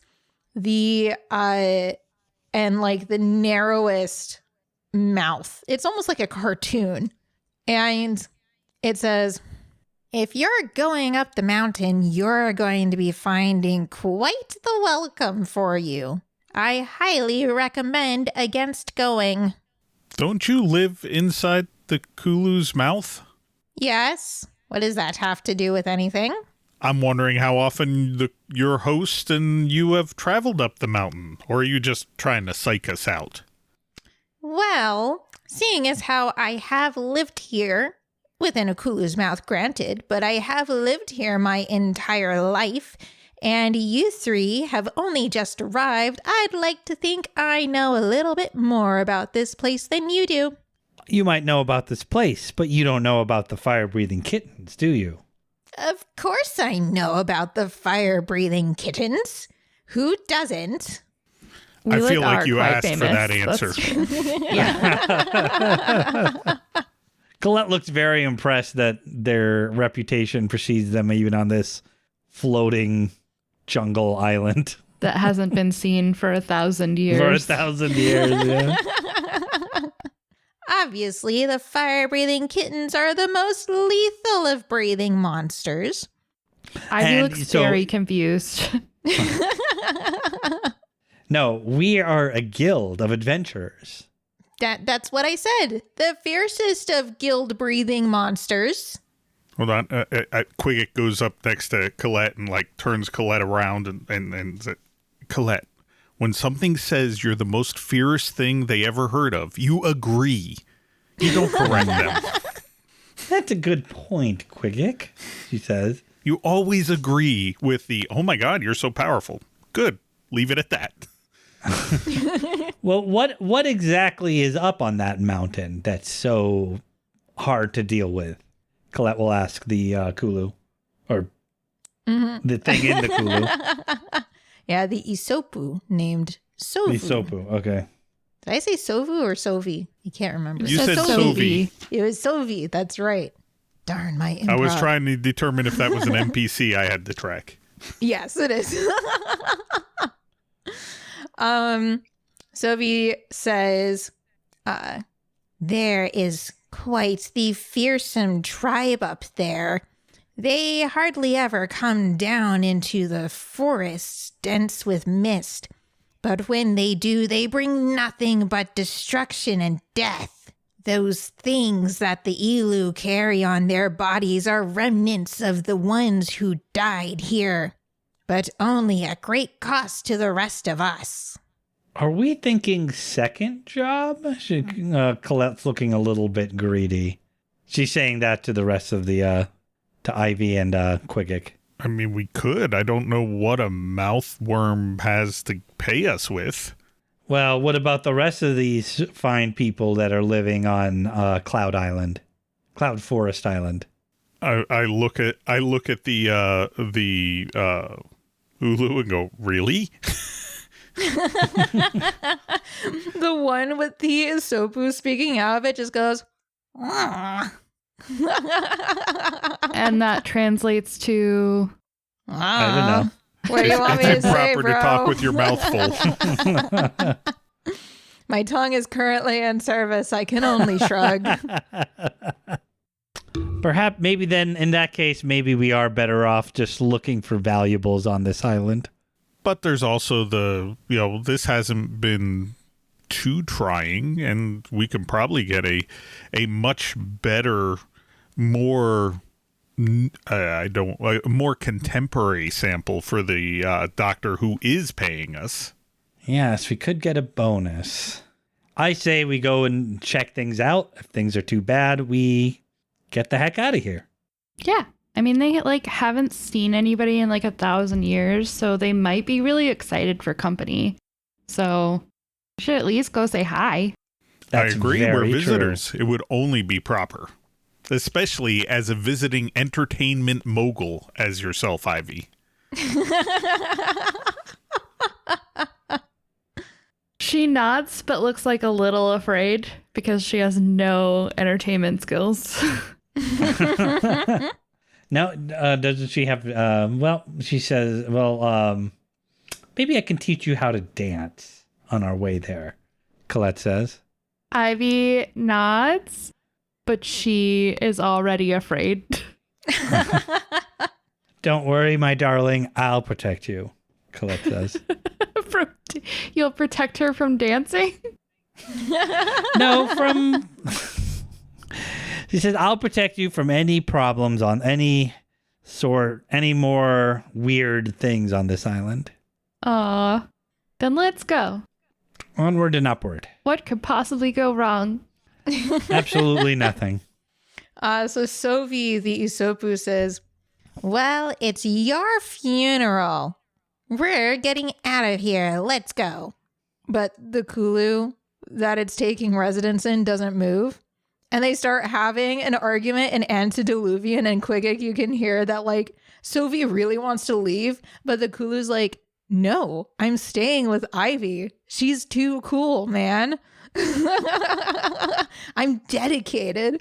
And Sovi's like, you're gonna die. What are you doing? And Kulu's like, if I die protecting Ivy, then it will be a worthy, glorious death. So I go over to Ivy now and I explain that these guys are going to follow you to their death. So if they die, it's on you. Oh, no. Oh no, why would you say that to Ivy? Oh no. Ivy bursts into tears. Aw. The Kulu immediately go up and start like patting you on the shoulder. Just like, don't cry. Oh my god. Yeah, she's between sobs. She's just like, I just don't like want anything to happen to you. And I'm also your biggest fans. And so I really want you to be safe. So like, if you guys could just go be somewhere safe and like, we'll come say bye when we come back. Oh, go ahead and make a persuasion roll. Use your compel. And I'll give you a +1 to that too as the bonus. 5, so +1, so 6. Yeah, they kind of confer amongst themselves, and you can hear Sovi adding in like, yeah, we definitely should go. Honor her wishes. And eventually they say to you, with Qigiq translating, if there's a place that you want to go back to, like, we know you didn't come here. We know you had to have come here some other way. You don't live here. So we will go to wherever you will return to. Just don't leave us. Give them directions to the balloon and tell them don't try to get on the balloon because, you know, Fluff is an angry Fluff. Yeah. Yeah. Ivy will have Qigiq tell them how to get to the hot air balloon so that they can stand guard, and then we'll be back. And they can come live with her, I guess. They all give you a hug. They're a little moist and a little damp, but that's okay because this entire forest is just damp. So I'm picturing like a humanoid monkfish, if you've ever seen them. yeah, They're basically, yeah. very fleshy and not yeah. Yeah, that's exactly what I was thinking. But they love you. Ivy looks at Colette and she's like, I hope that you were ready for like a pet/children situation in this relationship. Let's talk about that when we're back on the ground. Colette's gonna break up with Ivy. I think you could get family t-shirts and it would just be outstanding. Oh my god, so cute. Family vacation to Jishop. Yay. Yay. All right. So the Kulu are safely on their way to your hot air balloon. And you three continue on your journey to the mountain. Now, you are basically at the base of it. And there is a very steep mountain path. You can see it's actually carved into the mountain as though people have taken their time to create this path, and it switchbacks all the way up, and it goes through the peaks of the other mountains within the range before you get to that main mountain. Now, this is going to take a number of hours to the point where you will probably have to spend the night. This is rather large.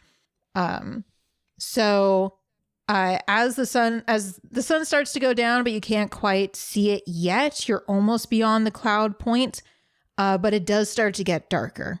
I suppose we'll have to rest. That might be appropriate before we conflict with anything up here.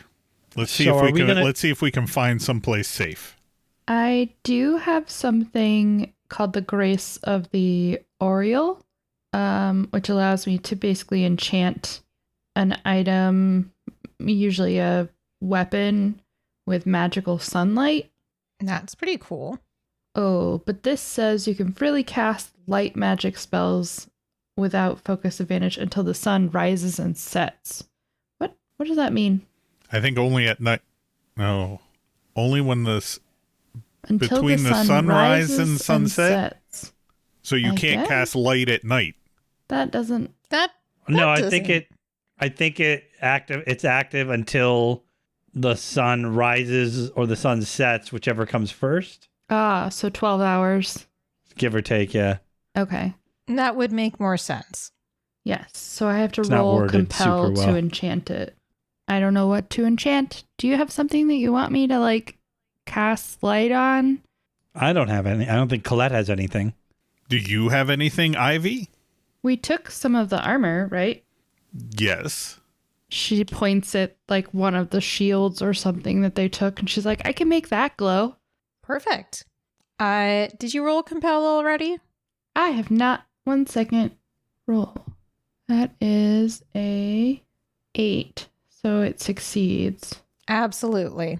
Which means the object, the rounded bulk of the armament, glows brightly like the disk of the sun itself. Wow.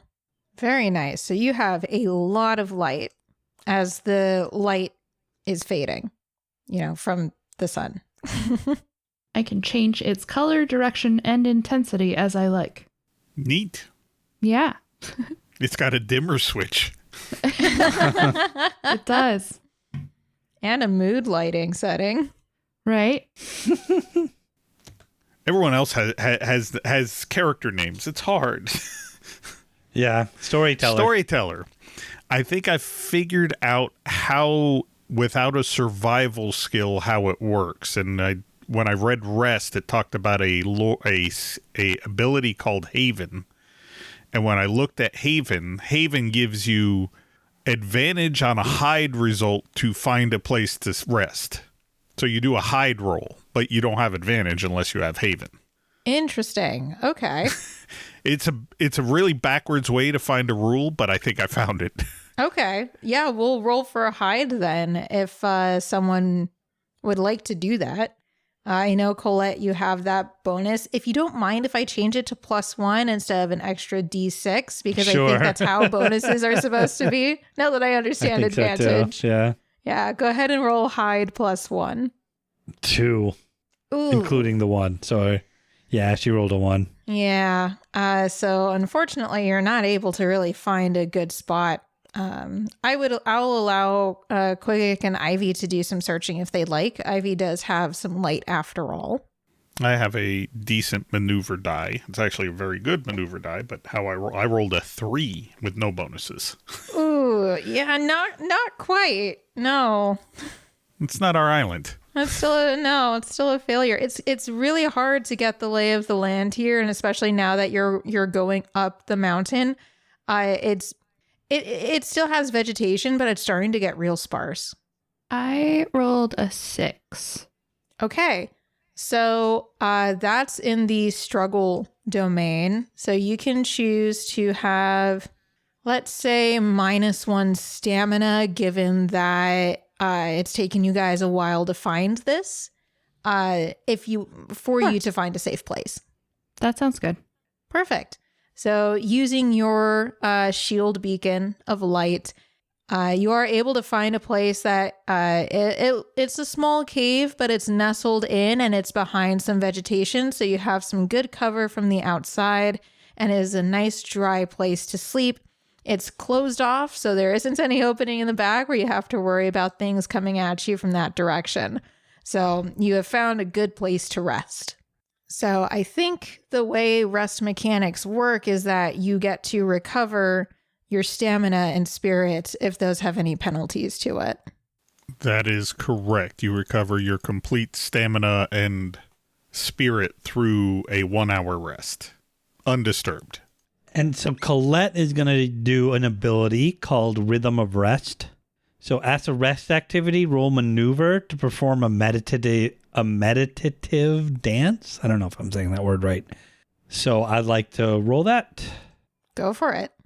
I'm just picturing Colette doing a interpretive dance in honor of our rest. She got a 4, so no effect. So the way I interpret it is she's like turning in one of her exploits, how she stole a certain piece of, how she was accused of stealing a certain piece of cake from a certain wedding. She's working on it.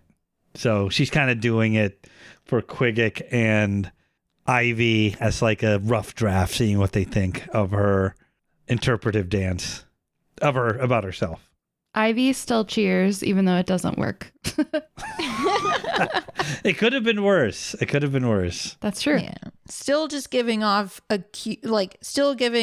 definitely did this vibes and not accused vibes. So gotta work on it.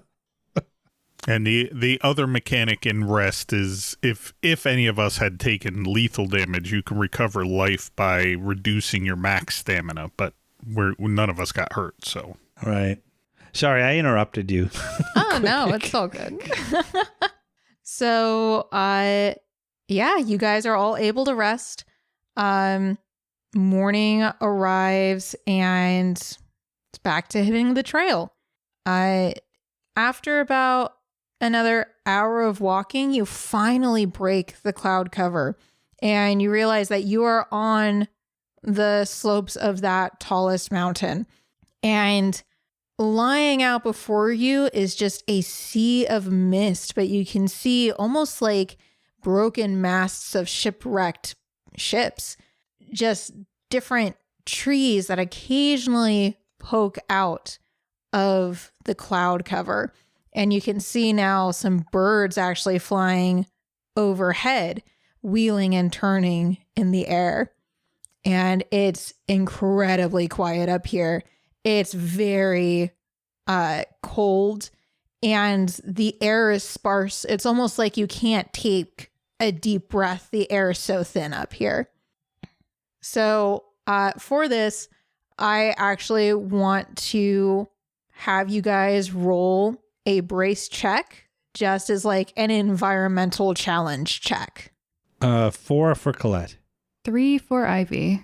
I need my D8. A 4. Okay. Colette and Qigiq, you're in the struggle range. You can choose to take -1 stamina to get used to the air. Otherwise, you will take -1 stamina and -1 awareness. And unfortunately, Ivy, you did fail, so you get -1 stamina and -1 awareness. It's given the environmental change, it's hard. It's not only hard to breathe, but because you're preoccupied with that, it's also hard to keep your awareness and perception about you. Fair. I will choose to take the -1 stamina only instead of the -1 to 2 things. Yeah, that's fair. Fair enough. So you all continue up the mountain and it takes about an hour to get up the first ridge. And you're like, oh my God, we're making it to the top. And then you get to the top of the ridge and you're like, oh, there's more. And so it takes you another hour to get to the top of the ridge. And you're like, yes. Oh no, there's more. And then you get to the top of the third after another hour. And finally, that is the final one. And you see before you, a portion of the mountain has been literally carved out to where it's almost like a makeshift plateau has been made here. And you see that there is, it's a large city made of stone. It seems as though the mineral and stone of the mountain has been used to build, and in some instances, if it's right next to the existing mountain, carved into homes and other buildings. And there is a 10-foot wall that surrounds this, but you can still see parts of the buildings over the top. But currently, that's all you can see. This walled city on a on a plateau with the rest of the mountain peak extending up behind it. You said 10 feet in the air, give or take? Yes, it is 10 feet tall. Okay. So I'm assuming one height is like the height of the person casting the spell. No, one height is actually about 10 feet. It's like a story, like the height of a story in a building. Oh, okay. Is there a gate? There does not appear to be a gate that you can see. It doesn't appear that Sylvie really knew what she was talking about, because I don't see doom and gloom and gnashing monsters up here. It looks like we found a town. It's quite an impressive city or town. Does it say town or city sized? Good in between. We'll call it like, it's more of like a medium to large size town. Let me see. Colette puts her hands on her hips. Well, I can get over that, but I don't know how we're going to get the two of you over. Oh, I can climb over the wall. That's not a problem. I assume Ivy could fly. Oh, she can fly. Yep, absolutely. So Colette's going to take another stam. So she's down to 1. And she's kind of going to do what she did against the monster. She's going to ride the wind to leap over the wall. Okay, so you're leaping over it, not like standing on top of it or anything? You know what? Let's get her on top of it to get a better look and see what's going on. Okay, cool. Easily done with your lore ability. I will climb up the wall next to Colette like a chameleon, I guess, and this is where we kind of break, because my race and stuff, I have suction skin. So parts of my skin are tessellated with small, shallow suction cups. When I climb or grapple, I get a D6 advantage die on the test. Okay. I mean, if you we don't require have a to... die.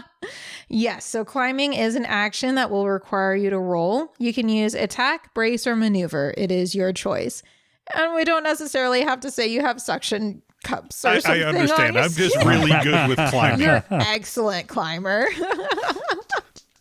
I know we skin it for our world, but I think it's still an interesting, I'd be a weird guy. Yeah. Listeners, if that gives you any indication of, the world that this RPG takes place in, it's really unique, really interesting. Well, and I have an ability that I don't think I'll get to use, but I can actually change my form. Oh. And swap my stats around. So if I needed to be more brace, I can swap my brace and my attack. It says draw up a whole new character sheet, but I wasn't going to go do that. But I'm glad I had the D6 advantage, because that'll be a 3. Because it was a 1 on the D10 and a 3 on the 6. Oof. Okay. So that is a struggle. You would take... which one did you roll for again? Sorry. Brace. All right. Brace. No, I rolled maneuver. Maneuver. Okay. So you would take -1 awareness to succeed. So manageable. Now I know how awareness comes back. Yeah, it's fine. All right. So Colette and Qigiq are up on the wall. Ivy, I imagine you just fly up and join them. Yes, like a graceful, beautiful butterfly. And so up on the wall, you guys have a much better view of this mid to large size town. It's beautiful. Some of the most intricate stoneworks, masonry, woodworking. This place looks incredible, like master craftsmen with the most elegant touch has made this place. The buildings themselves shimmer with glittering quartz, and sometimes there's smooth marble along with the standard white stone that they use in their buildings. There are swooping crenellations along some buildings with towers. You have winding door frames for some reason. This all looks incredibly beautiful, but also really inefficient in some ways. Like they went for style over substance, but you can still tell these buildings are very well made. And there are paved walkways. There are manicured gardens. This place is gorgeous. And then you hear someone from below yell out, "Intruders! We have intruders!" Well, actually, I should rescind that. Does anybody speak Elvish in this party or understand it? From the character sheet or from our character write-up? From your own character histories The and character write-up, not in the history, game. yes. No. Colette, no. Colette would not. Ivy does not. Okay. So, Qigiq, you seem to be the party interpreter. That is what you hear, and it's somewhat shocking to realize that you understand this language, and it is Elvish. Granted, it's a bit older than what you might have learned or picked up in your lifetime, but it's still definitely understandable. I look to the others and I crouch, at the ready and say, it seems like it's elves. Saying it just like that. What species is Qigiq again? You see mostly human features, but his coloration doesn't make sense different. for human. Colette says, well, how the heck do they get in and out of this city? I would suggest we don't necessarily talk about that right now. They seem to be upset that we're intruding. How rude. Exactly. Always. So you can start to see that there are more people, and the one who yelled and the others who are coming are all dressed very similarly in that armor. Interestingly enough, the armor they're wearing looks of a slightly different style, as though some time has passed and they've modified their armor from what you picked up from the Ilus.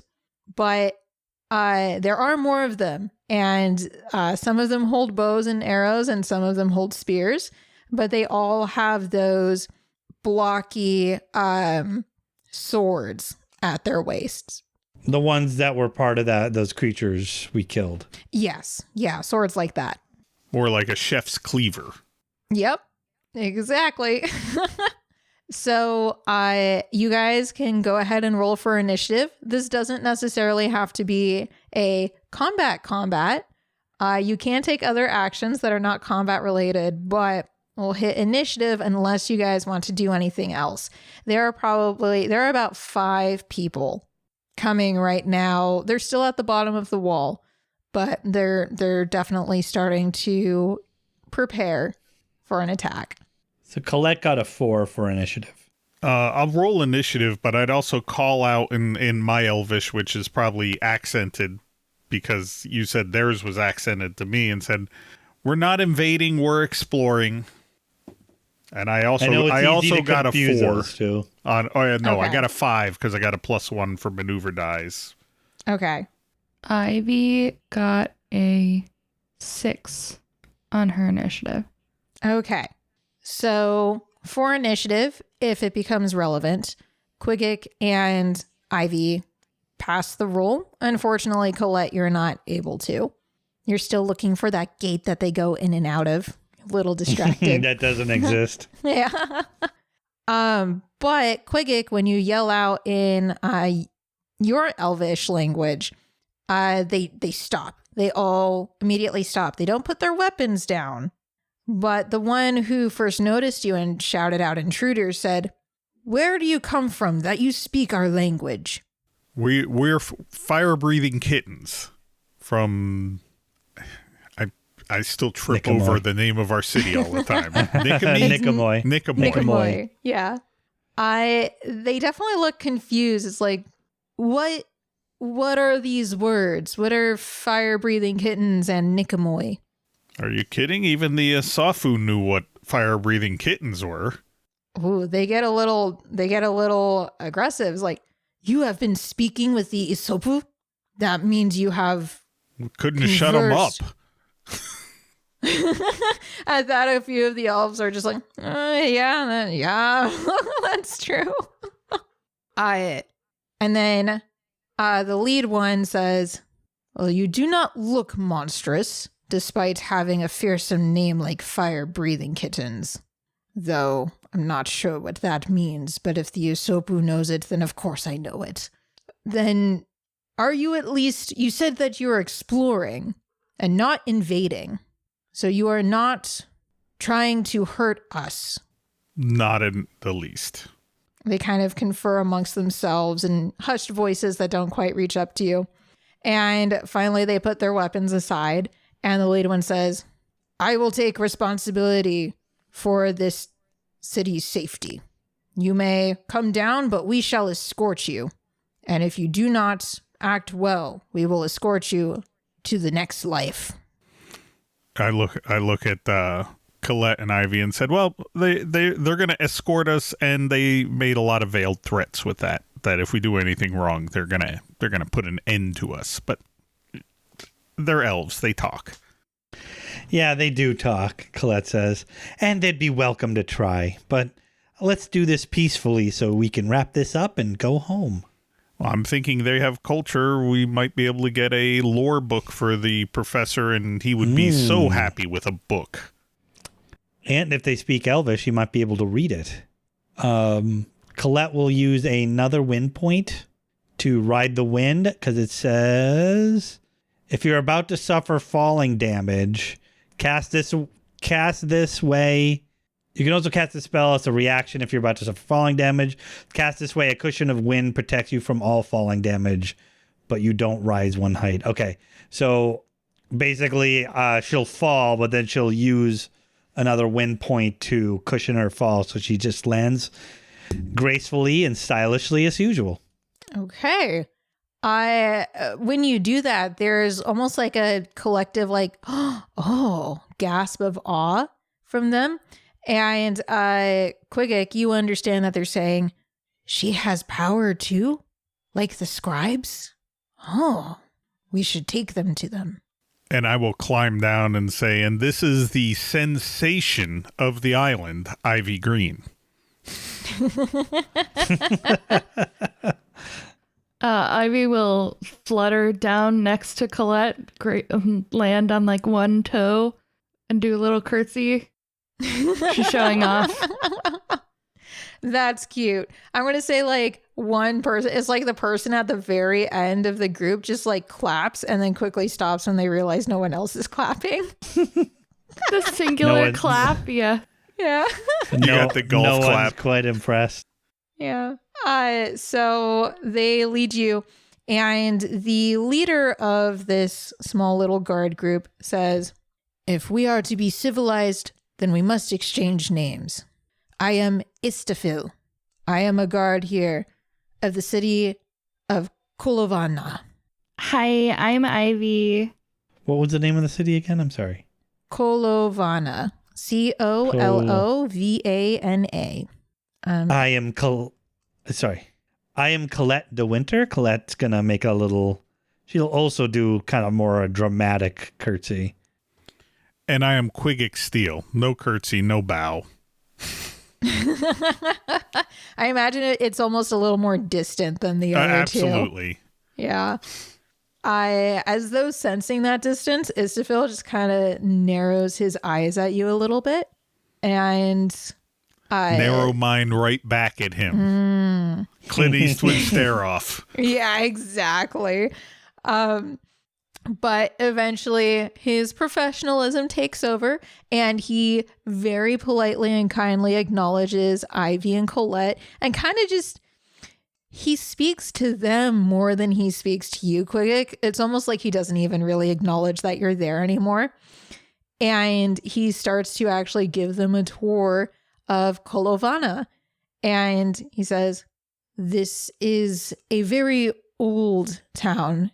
From the days of our ancestors, thousands and thousands and thousands of years ago, we have built this city and improved it. And we have traveled all over this world. Initially, the scribes say we were here to find better lands for our descendants. And while we did in the past, we have decided that we'd prefer to be here on our island. I'm curious. You say you come from a place called Nicomoy. Is that nearby where we are now? Qigiq will translate for them. Not too far at the moment, but your island tends to move quite a bit. And in fact, it hasn't been within traveling distance for 1,000 years from Nicomoy. That long? I wonder. Well, the scribes would know better of the cycles of the island's travel. It is difficult to maintain a sense of time while here other than the rising and setting of the sun. But I must admit, I do like the constellations in this region of the world. Translate. He thinks the stars are pretty. Ivy nods. And she looks up, like, can you even see the stars from where, like, does the fog not cover it? Or we're high enough that the fog is not an issue? So my question actually for Qigiq is, are you faithfully translating what the others are Oh, saying? yeah, that's fair. For the most part, I'll mistranslate what they're saying just to, Be a jerk. to be a jerk. A little passive aggressive, but I'll translate their words faithfully. Gotcha. Okay. So Istafil says, oh my gosh, I totally forgot what your question was, Ivy. Oh, I mean, can they see the right. stars from where we are? Yes, the cloud cover normally only comes in the dusk and the dawn, but we get plenty of sunlight here, as you can see, and it is a very nice cloudless day. You can see there's some like layer of clouds here and there, but you can see everything very clearly. And he says, I understand that you all are new to Kolovana. Typically, it is polite to exchange a compliment of one's home with another compliment of one's home. That I'll translate as they like to say nice things when other people say nice things about them. It's kind of their thing. Well, your city is one of the most beautiful I've ever seen, and I have traveled quite a bit. He gives a very deep bow of his head, and you can see that he puts his arms or his hands like right at his heart as he does so. And it's clear that he's taken the compliment. So he goes and leads you to this very large building. It looks almost like a longhouse, but it's made entirely of stone. The roof is also stone, interestingly enough. But you can see that there are windows and slits in the walls to let air flow in. And so as he leads you in, Istafil says, I ask that you be the most respectful you can be, as you are about to meet the scribes of Kolovana. They are the memory of our people and the memory of this place, and they are the most precious thing to us. You will be added as a new memory, and we would like you to be a good memory. People usually have good memories of me, so you don't have to worry too much about that. And he almost looks for confirmation from each of you. Especially you, Qigiq. He doesn't really trust you. I just nod to him. Fair enough. Yeah, Ivy smiles. She's like, I just can't wait to meet everybody. This sounds like such a fun time. So he smiles at that. He says, I think everybody will be very excited to meet you three as well. And he lets you in. Inside is a very, what's the word? It feels almost heavy with dignity, if that makes sense. You can tell that you've stepped into a place with a lot of cultural significance. There are hangings on the wall, woven out of plant fibers that depict colorful portrayals of the island and the people and the things they do here. So you see depictions of hunting, of gardening, of building, and also of writing and reading. And then between those hangings, And on the walls and on the ceiling, you see engravings of all sorts of nature-inspired designs. On the floor, it looks like you're walking through a river. On the ceiling, it looks like there are clouds and stars carved in. And on the walls between the tapestries, you have what look like trees. And so as you walk in, right in the middle of this long house, you have 4 very, very old-looking elves. Each of them has extremely long ears that stretch almost horizontally. And you notice that Istafil has ears like that, but they're not as long. It's almost like he's not old enough to have that kind of length yet. And they have little tufts of hair at the very end. You see their skin is, it looks like it's been tanned by years in the sun, but then that tan has turned pale again because of years outside of the sun.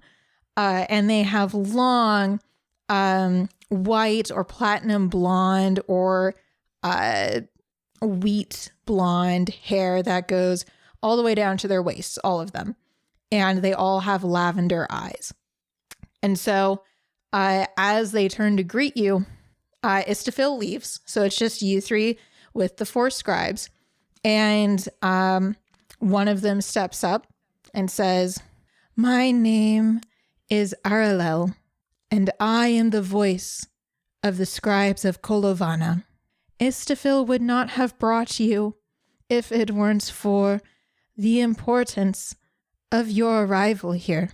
May we have the honor of writing your history and learning of your people and culture." It would be an honor to do so. Are they speaking Elvish too? Oh, good question. They are speaking Elvish, but once, Qigiq, if you would translate, once you and do, I'll actually be respectful, just because culturally it would be not proper. I don't need them to have us killed. Fair enough. The guard outside, he can be dissed. These guys, you gotta give elected officials their due. Fair enough. As soon as you speak, though, Colette, one of the other scribes raises a hand and does kind of like it looks like a magical arcane spell is being cast. And within a second, Aralel starts speaking, and you understand her to be speaking in common. And she says, "Now that we have heard you, we may speak with you, as we can understand each other now." Excellent. "Who are you?" Well, Ivy's the island sensation. Let's have her answer that question. Hi, my name's Ivy Green. I'm from Jishop. You've probably heard of my family. Well, maybe you haven't, because you've been like really isolated for the last 1,000 years, but we're like really famous singers and artists and stuff. Not me, though. I'm like not really talented at that, but I'm a fire-breathing kitten now, which means that I go on a lot of adventures, and hopefully someday I'll be famous in my own right, and like everybody will know my name. And this is Colette. I am Colette de Winter. I have an impressive reputation for all the things that I do. I'm an explorer. I acquire things for employers, and I tend to fight against the powerful. And if you want any more details, I think we can save those for later, because I have our friend Qigiq here who also would like to introduce himself. So I am Qigiq Steel, and I've had a life that wasn't necessarily great. I take care of my mom. I'm a fire-breathing kitten. If you ever get down to our city, I will gladly rent my services to you. Can show you the woods and the forests and the swamps around our home. A woods guide. It's no wonder then that you were able to find your way here. And an acquirer. How interesting. I imagine you would want to acquire some knowledge of Kolovana then.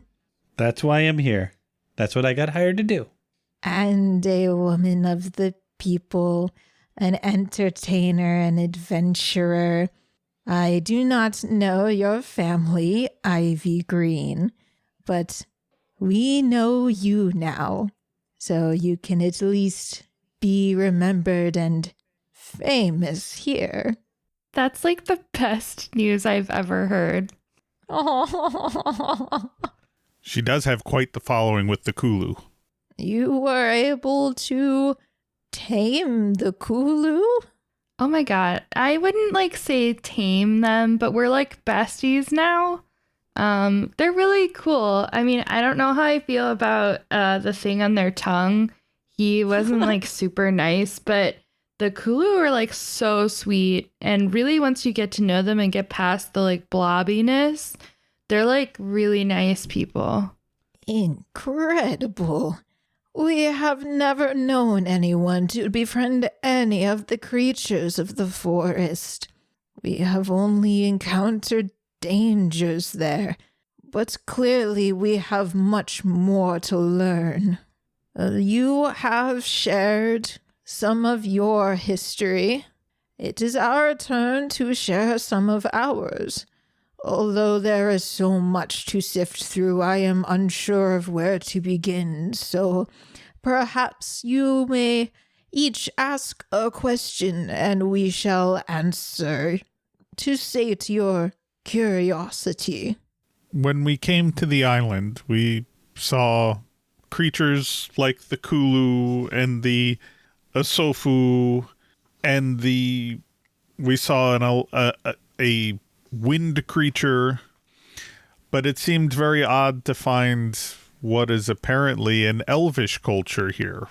How did you come to be here?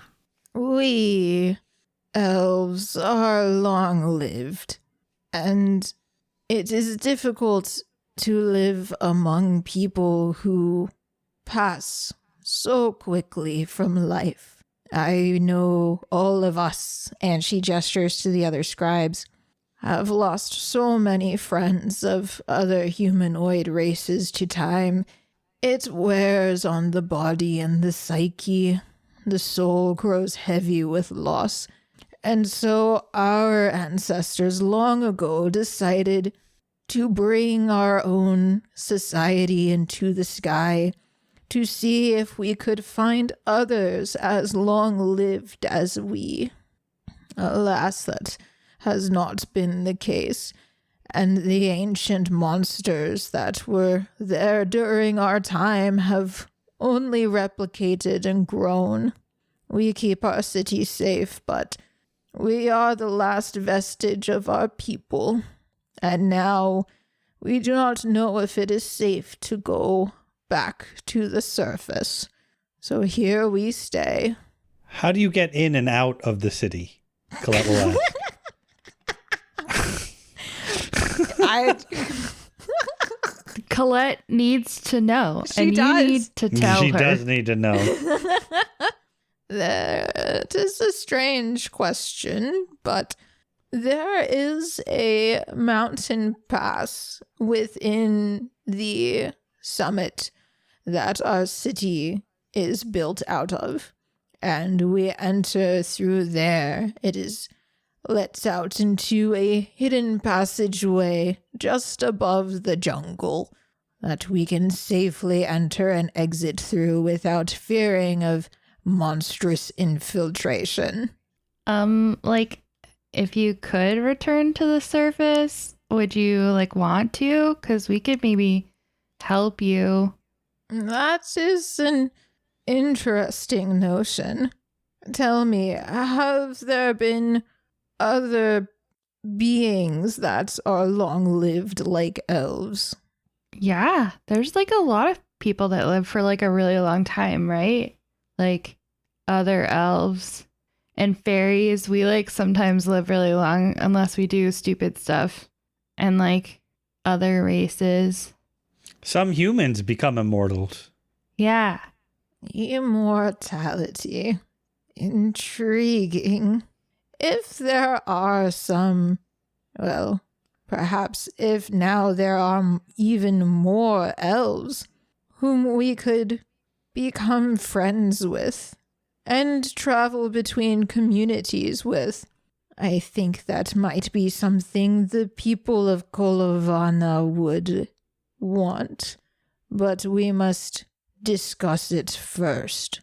But if we ever do seek refuge on the surface, if we seek to return, we shall contact Ivy and Colette and Qigiq of the Firebreathing Kittens. I'd like to strongly suggest that you do, Colette says while thinking about what the reward will be when they bring down a frickin' floating city in return. Not just a couple trinkets, but a whole frickin' floating island seems pretty cool. But she just thinks that in her head. She doesn't say it. Yeah. No, fair. So RLL, we were sent up here by someone who studied and knew something of this island from 1,000 years ago. They sent us up here to bring back knowledge. Is there something that you could send with us that we could give our university? I think we could come up with something. Would you be able to exchange something of knowledge of your world in return? What would you like to know? Well, more, if you require an item of our culture, we would want an item of your culture. And Arlel looks at Qigiq and says, you seem to be descended from us, given your features, young man. Is there anything of the people, the elves today, that you might give us? My heritage is somewhat not even in my knowledge that much. My mother is a human. I consider myself human. I don't have anything from the elvish community. They have done less than nothing for me. Well, that is a shame. I can only hope that your ancestors, the ones who gave you those eyes, can look down someday and be proud of you. Hopefully some of their descendants will give you some connection to your heritage. History is the most important thing. Sorry, were you saying something, Ivy? Okay. Colette will take off her magnificent cloak, and she will fold it, and she will say, "This was a cloak that was given to me by my friend Jarell. It is from the Fellis folk of our world, and it has all sorts of. It is commonly known as a cloak of catkind. I think that you will find much to enjoy from it." And then she's going to offer it to Arlel. Yeah. She'll offer it to Arlel. Arlel will gladly take it. She even picks out a stray cat hair, because you can never really get cat hair out of clothes. And even when it's from like a living, exactly, self-aware, yeah, exactly. It's just like this long strand of like a human-sized cat person, basically. And she actually looks at it with wonder and says, "It has been a long time since we have seen non-monstrous anything. Thank you for your gift." And she goes over to one of the tapestries and takes the one of the person reading and folds it and hands it to you, Colette. And she says, "Learning is important because you cannot know your history if you do not open your mind to learning it. It is our most sacred virtue in Kolovana." So I would like you to take this back to your people and tell them of us, so that we may be added to your history, just as you are added to ours. Colette will gratefully take the tapestry. Perfect. With that, Arlel and the rest of the scribes do that deep bow with their head, with their hands clutched to their chest, and they say, "We thank you for your respect. It has been a long time since we have met anyone who has not been trying to invade, and so we thank you deeply. We can have Istafil escort you back to however you manage to arrive on our island if you would like." I think that would be appropriate and we would be very grateful, Colette says. Yeah, but they have to promise that they're not going to attack the Kulu because they're my friends now. Of course. They will understand, and we will tell them ourselves.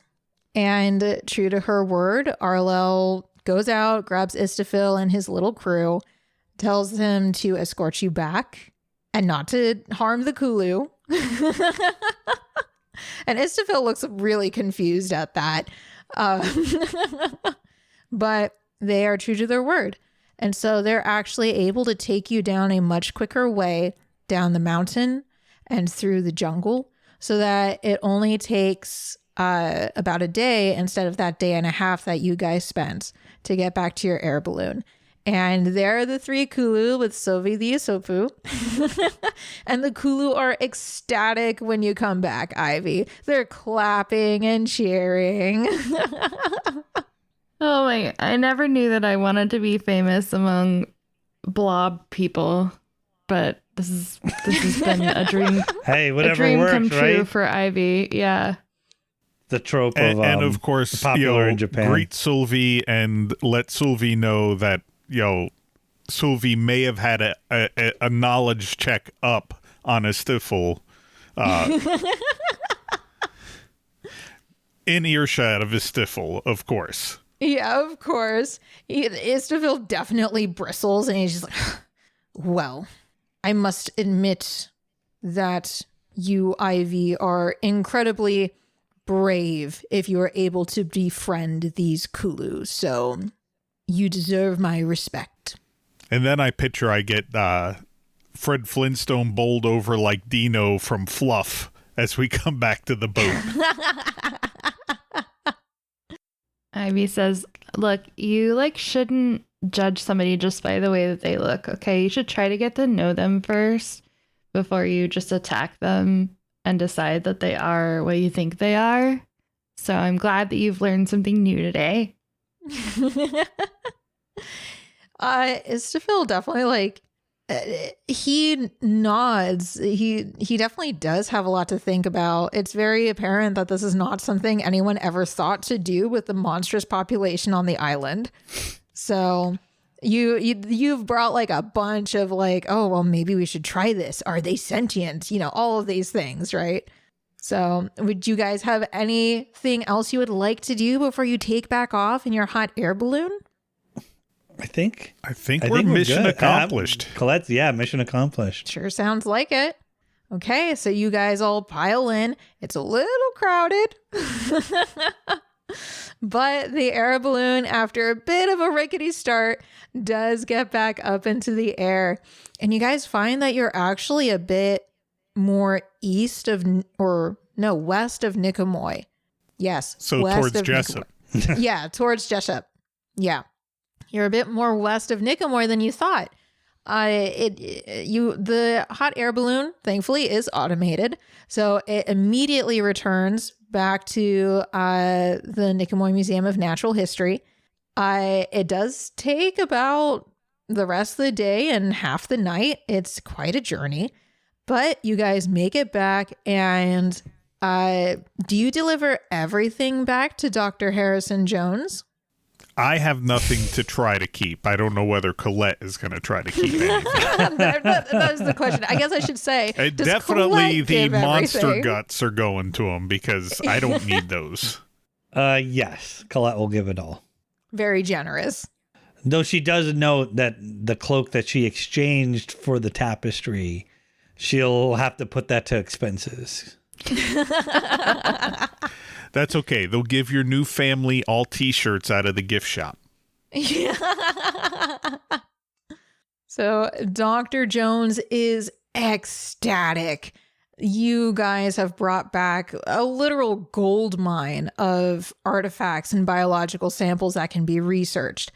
And as you relay everything about Kolovana, its culture, the actual life on the floating island, he is incredibly ecstatic. And he's also hoping that they do actually come back and land someday. So for your adventuring trouble, you each get, I should say, 2,000 gold apiece. Pretty hefty sum. That's most of his finances. Let's be real. But in his eyes, what you've given him in return is absolutely worth it. He would give you more if he could. And because he can't give you more, what he instead offers is that if you guys ever have any desire to come and see these artifacts again, you can feel free. He also recently won... no, never mind. I don't think that'd be as good a prize.